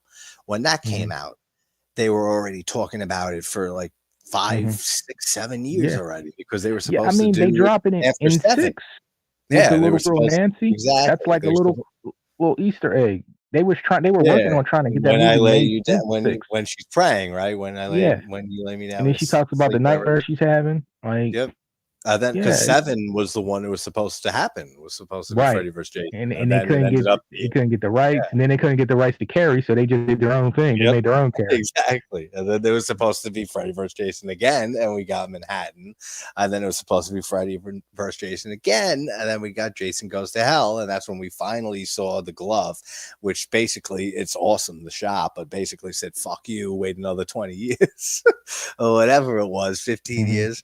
And then I remember when it finally was coming, Talk and the about hype. anticipation, though. Like Dude, I know whenever it was like I waited. insane. I'm telling you, I was waiting. I used to scour. See, this is like when internet was new. Like I used to scour the internet looking for news for that. I used to print out the scripts of that movie. Like the scripts they Yeah, was on oh, yeah, I online. know what you're talking about. Yeah, the ones when they were shopping scripts around before it got announced, that it was going ahead There was a finally. script I had, and it was Mhm. Nancy went seeking out Tommy. So they were the two stars of the movie. And I think I remember reading that I actually. That always sounds so liked it, that script. I read that script, man. It was that really sounds so good. familiar. I think that might have been one of the ones that I read too back Tommy was then. actually a There were a sheriff few. somewhere, and she went looking for him. Yeah, and they both had to band together to stop Freddy. I forget, but Yeah, then how was Jason involved though? I forgot how because Jason dude, I was Tommy so brought young reading Jason those. back. Yeah, Yeah, I know, right? Something like that. I'm sure they figured some way. You could bring Jason back, any of I them wonder if you back in could any find way those you want. scripts I'm sure they still. probably exist around somewhere online. I'm sure they're probably documented somewhere online, They'll either probably on a be. It's fan just like site they're or probably like a fan Friday fiction by wiki. now. Yeah, Yeah, Friday wikis, or maybe might have them. Oh, nice but yeah, pairing, man. Prime. I would rather watch Jason versus Maniac Cop. That'd be interesting. But yeah, Jason that's versus Michael Myers is the one everybody's really been talking about though yeah, I lately. know, right? I mean, I don't know if I'd ever want to see that. I mean, I'd want to see it and see what they do, but at this point, I'm so sick of Michael Myers and It almost Halloween. happened. People And don't I know. realize it. Look, here's my theory. Um, so you remember a few months ago, A24, they got Jason, right? So Mhm. they were bidding on Michael Myers, and people were like, "I don't want Michael Myers to go to A24," and I'm like, "Y'all don't realize what y'all are missing. They're going to build a universe where they're going to fight each other, and Yeah. then win the rights." So that got all canceled. They never announced it, but that was always my theory. I'm like, if they get both these dudes, they're going to fight. So I was just like, I was actually pulling for A24 just because Yeah, they just already had just for that Jason. potential Yeah, of a spin-off with the two of them, I I mean, guess because they look, felt think about like it. People are so tired of the movies, right? And that would have gave people new steam on both franchises. Like they would have actually sat through it with anticipation. Like, okay, let's see where this goes. Like, because yeah, this is something, absolutely. whether it's terrible or not, this is something we've been wanting to see. So Yeah, it's I mean, that's just like how it was back then with Freddy vs. Jason. I mean, I still mhm. like the movie. I think it's a very It entertaining, grew on me. It flick. grew on me.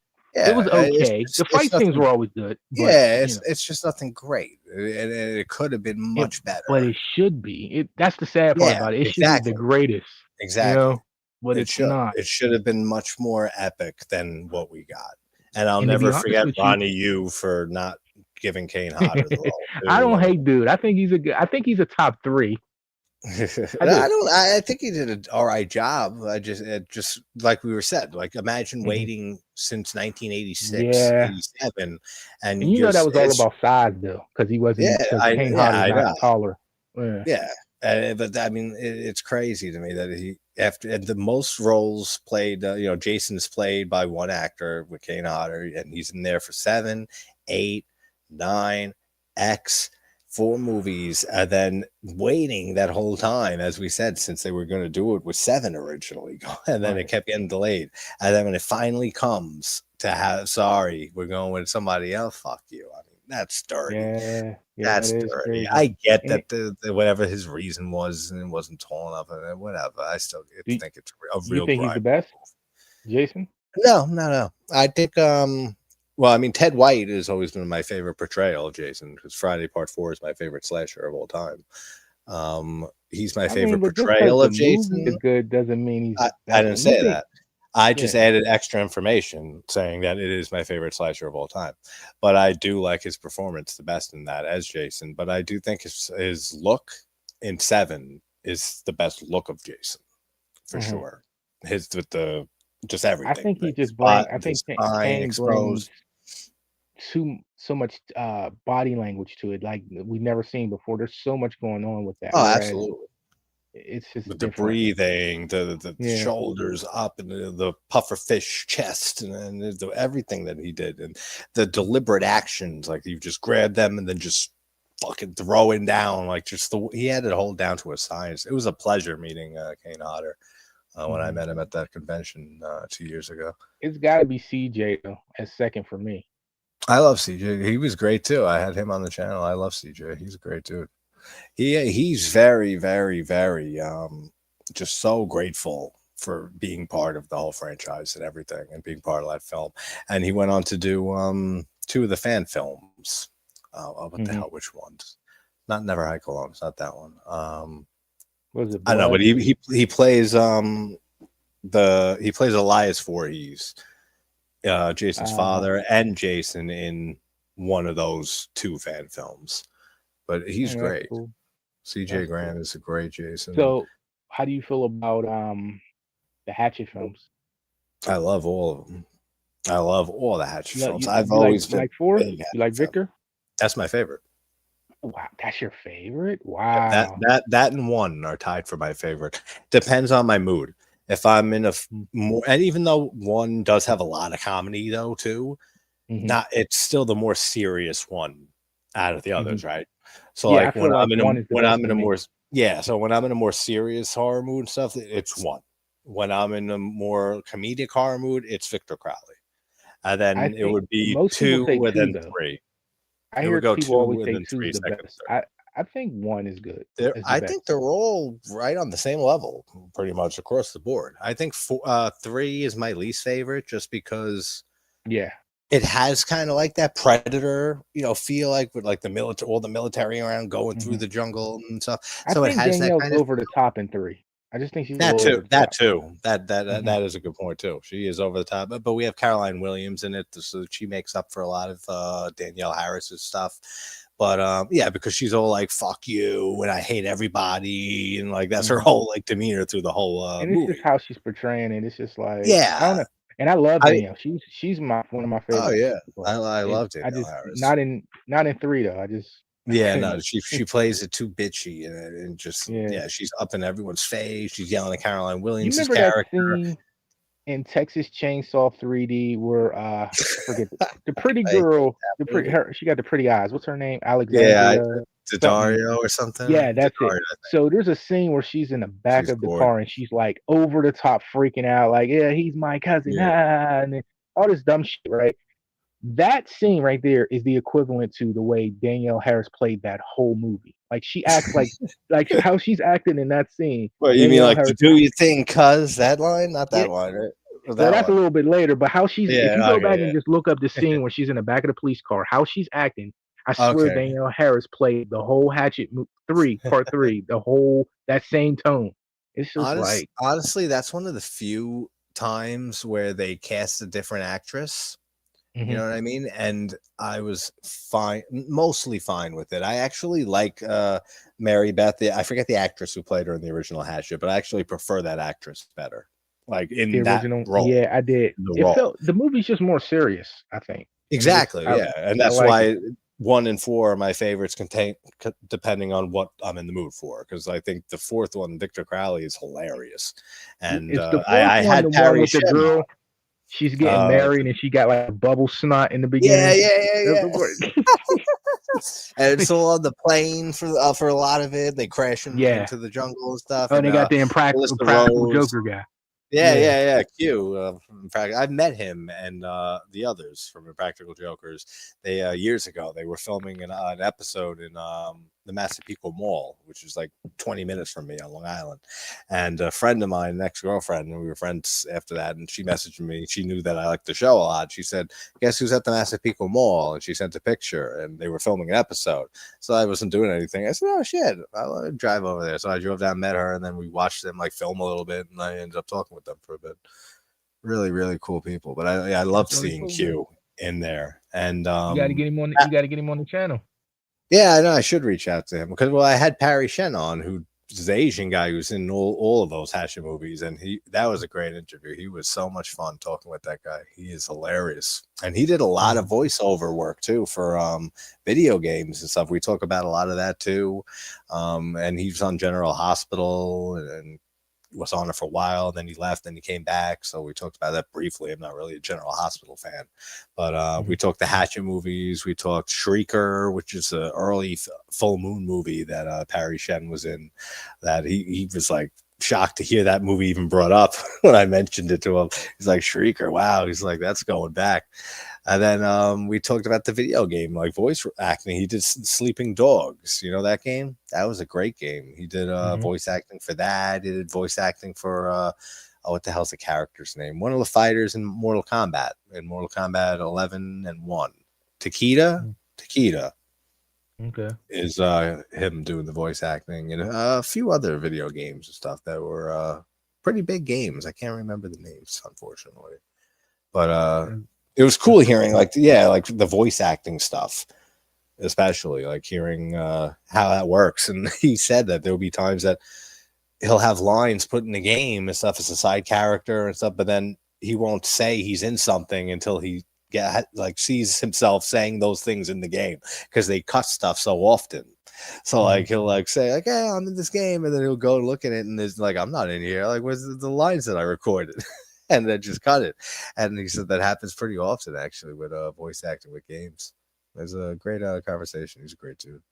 But those are great movies. Have you That had a guess that changed your mind yet?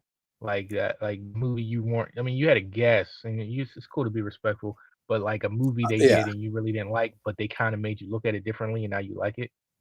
Um, I've had, well, I guess from one perspective and one way to start it, there's been a few guests I've had on because I'll always say if I don't like a movie or not, like whether I Mhm. don't care if it's right to their face. And I've told a few of them that I don't like this movie by you. Like Jack Shoulder when I had him on, who did Nightmare 2 and Alone in the Dark and the great films. And then and Wishmaster 2, and then we talked Arachnid. And I said, yeah, what happened there? Like with that one. And same with Jeffrey Reddick, the Final Destination creator. And we talked Tamara, Final Destination, and we got to Day of the Dead, the remake. And he kind of apologized for that movie after I said I thought it was terrible for the most part. But then, so I don't mind telling them that, because especially because I'm not being have an animosity attached to it or anything. Mostly it's just like, not for me. Like, could have done better there. But ones that like switched my opinion. Like they opened your mind up, and you're like, huh, I kind of like this now. Not really. Honestly, just because You most said not really. yeah, no, not really. Honestly, because most of the people I reach out to is just because I already love most of the stuff they do. I With mean, some exceptions. there's But of always a course. movie that, like, when you hear about actors and what was going on and what they were trying to do, and something you might have Oh not looked yeah. at and through a different lens, Oh and you're like, yeah, of oh, like when I look at it like effort that, that goes into certain things, and you hear the behind the scenes stuff. That's the best part of doing the interviews, just hearing, and that's why I like having directors, producers, writers, and stuff on more than actors, because you hear a lot of more of that behind the scenes stuff. Even the composers like Richard Band and Colin Towns and a few other composers that I've had on. I like hearing the behind the scenes stuff of all the filmmaking, like all the directing, the editing. Like the editor of The Substance I had on, I love that movie. That was my movie of the year from last year.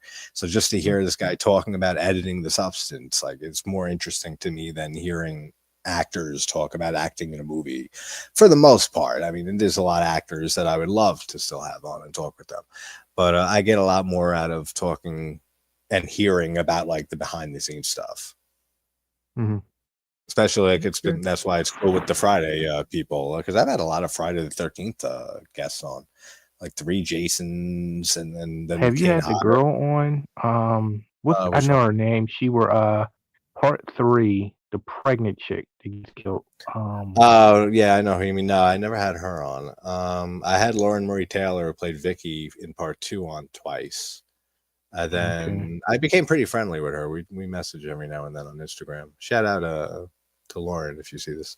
I might have her on again actually sometime soon with Bill, who also was in Friday too. And then he played Jeff and Sandra. He played Jeff. But and then I had Ari Lehman, who played the original kid Jason, and I mean he's a great guy. He's very eccentric. I mean, big musician. That was like a split movie and music, talk, that whole stream with him. But I mean, hey, you're the first Jason. You're the first Jason. People like to give him shit sometimes. Oh, you were just a 5-second, scene. Still the first. Still the first Jason. People Have can you hate all ever they listened want. to Alex Vincent's music? Because I know he was up there and he was talking about his Yeah, music. yeah. Actually, I have heard some of his music, and because we talked a few times after that, and I met him after I had him on, and I met him at that Jersey Horror Con. We hung out for a little bit. He is a very talented musician. He likes to say that he doesn't play that much, and like he more so likes producing like other people's music, but I think he's being modest with that, because like I've seen Instagram videos of him playing piano, like, and just casually and stuff. He's a lot more talented when it comes to playing music than he likes to say. Like, I think he's very modest. Like, he's a quiet, reserved guy, but Yeah. very, I was very, always shocked that very he cool. never pursued it like other child actors. Like we didn't see him as much. Yeah, yeah. I mean, that was basically his return to acting, was coming back for the show or the movies, kind of leading up to the show, because he was in not Seed, he was in Curse of Chucky at the very end as like a little cameo, and then he was in a little more occult. Then we had him in the show, but he wasn't acting, I think, for like 20 something years or something before that. So I mean, it's like a stark contrast, and seeing the opposite of, like we were talking about earlier, with like Dakota Fanning and Chloe Grace Moretz and Jenna Ortega, all those kid actors who stuck with it, since they were kids, and didn't really Danielle get out. Harris. Yeah. Danielle Harris, that never got out of it. She's actually pretty amazing kid actress. Like when you look at all the kid actresses we have, she's like, oh yeah, I mean, absolutely. Macaulay Culkin was probably the best, but I was going to yeah, bring him up too, actually. Yep. Danielle was really up there though. Yeah, no, she was great. I mean, there's a reason why we got a buddy who always tunes in who loves her to death. She's the greatest ever. Dude, don't, man. Okay, yeah. Dude, I get it. I've been asked to interview I've Danielle seen some of Harris them like chats, man. 95 times, bro. Shout out Joey, man. I've seen Yeah, some of them shout out, chats. I was worried. I was like, dude, you're gonna do some time if you keep writing like that. Dude, it's so funny because he makes comments sometimes And and dude, stuff, which like is great. But nobody's like, gonna want interview. nobody's gonna want you to comment no more because they might be linked. He's They're gonna made have comments. they're gonna and have it's the great. Joey files, bro. Like, come on, bro. You can't do Release the that. Joe files. Release them. No. It's funny. And they're gonna be because, coming to you, JT, I've talking about it happened on your stream, trying to conclude you with that shit. I've Like, gotten comments from him saying of people to interview, and everyone is a young child actor. hey, Everyone. he Like, said out of some shit I 7. can't get out of. Like, I could I never. know, I I'm know. like, I mean, he's a what good the guy. fuck? He's Did you read that before you hit I enter? know. He doesn't. I'm like, He doesn't. yeah, shout out Joey though. I know you meanwhile, but Yeah, geez, Joe's great. right. He knows. But if Love the anything, woman. he forgets it by tomorrow. But oh, that's so funny. Shotgun up the ass and I spit on your grave was one. Wait, this. Oh, you mean the scene? I didn't know what you're saying for a second, Russ. I was I've reading never the whole seen thing. those. No, he's talking about one movie. I spit on your grave. He's talking about a scene in it with the shotgun up the ass. That's why I was confused reading it too. I thought it was 2 movies: shotgun in the ass and I spit on your grave. Yeah, there's a scene in the remake of it. That's a great remake. That's I prefer the I spit on your grave remake to the original. Same with so I don't know about Last House. Like they're hard to watch. The original, it's still hard to watch in some cases, like one scene particularly, but I don't think it's as disturbing as like it's portrayed and everything over the years. Maybe back in '78 when it came out, 100%. Like like you weren't seeing people getting their dick cut off like in a bathtub and shit back in '78 often, but like by today's standard, Naked Vengeance. Have you ever seen Naked Vengeance? That sounds familiar. Who's in that? You have to Google it, dude. It's That like it's a revenge one too, and she's like raped by like the whole fucking town, bro, and then she goes crazy. Like and they kill her mother and shit. Sounds so familiar. When they did kill that her come mother out? on accident? You know, a decade? You remember like around ballpark? 80s. It's. I think it might be Roger Corman. I feel like I have seen that. That does sound might familiar. be Roger Corman. Especially when you said it's the whole town that commits the crime. It's like because it's a small town. It's like, and they're like, because she was a reporter or something, and she comes back to town because her husband gets murdered. It's awful. Her husband gets murdered trying to save some street hooker, and then he gets murdered. What's it called again? Naked Vengeance. Okay, yeah. And then like she comes to town, and now that shit happens to her, and then so she goes crazy, and then it's like, oh, the crazy shit was an act. She did that just to seek out her revenge, like, so it was like you have to see how she played it, but it's a ride. Seen it. I'm pulling it up because everything you're saying sounds so familiar, and I just. And there's another one. He did 1985. Yeah, it was Cirio Santiago directed it. So what's the other one? It's one where they're in jail, and the girl's a stunt driver, and her sister dies in jail. They kill her sister. They OD her.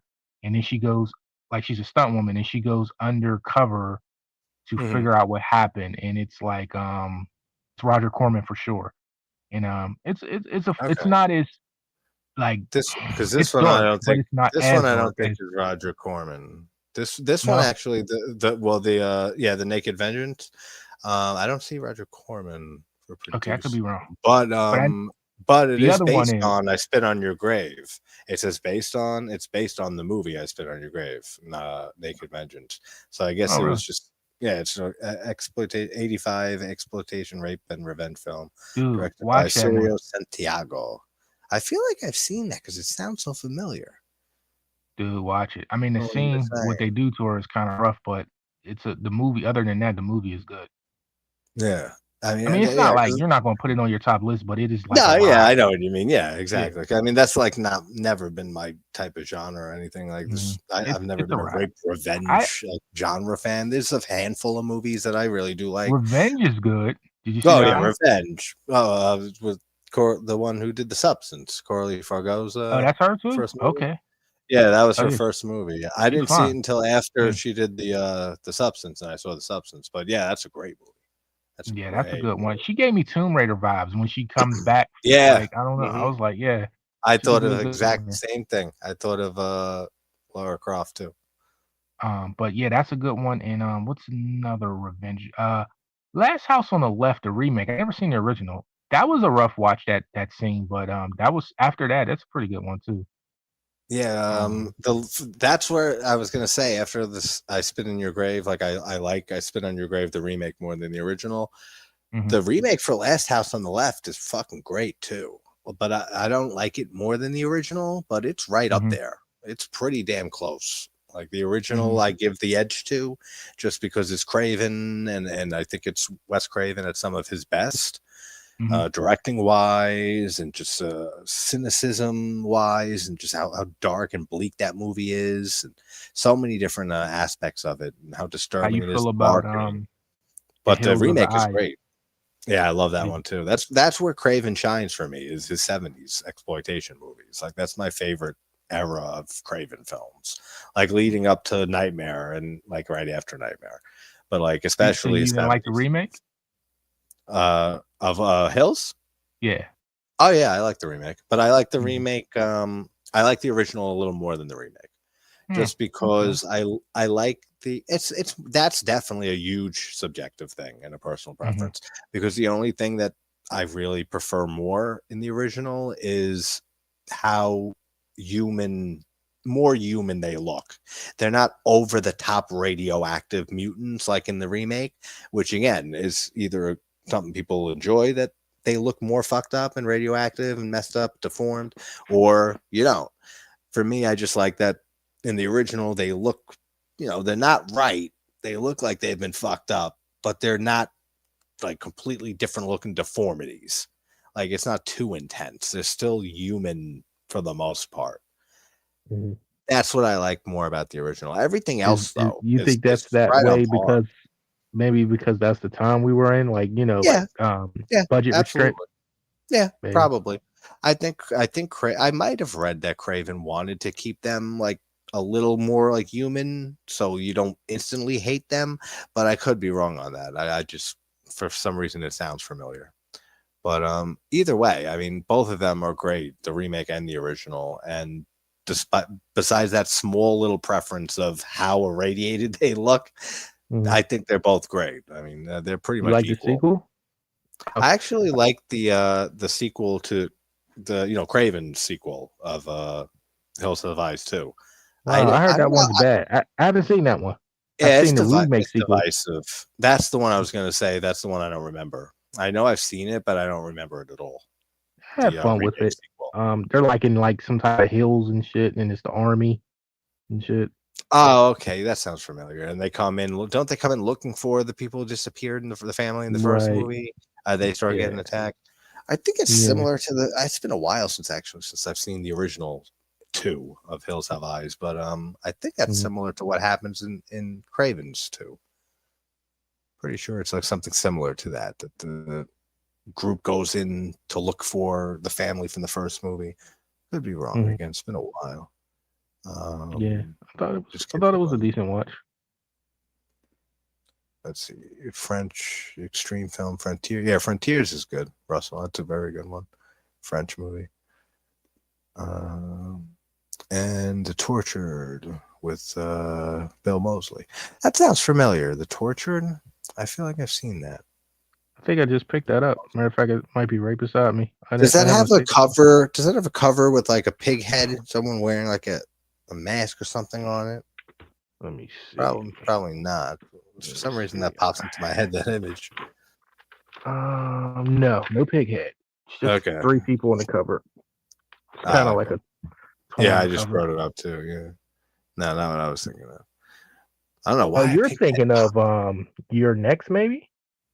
No, not that one. I love Your Next. It's not. That's Mm. like there's something with a T probably. There's like some lower budget movie that I look past all The the time. Torment or the Tall Man or Torment, maybe.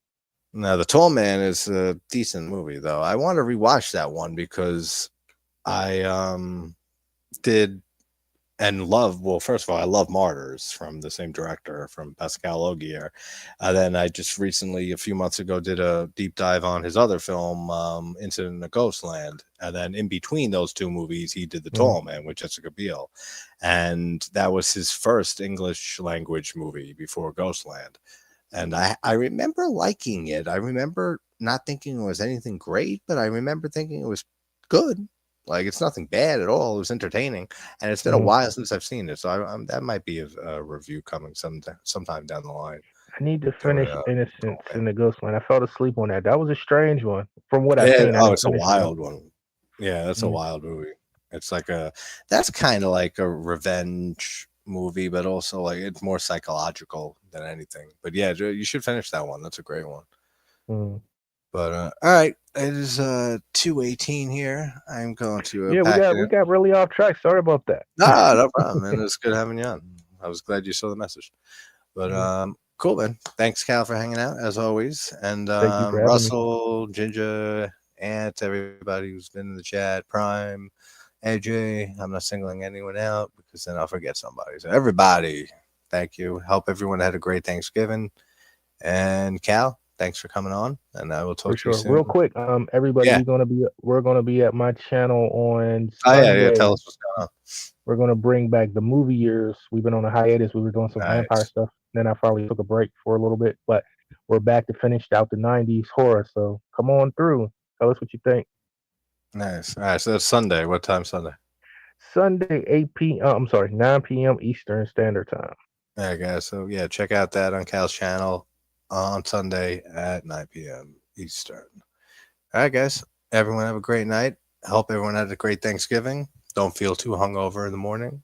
And everyone have a great night. Take care, guys.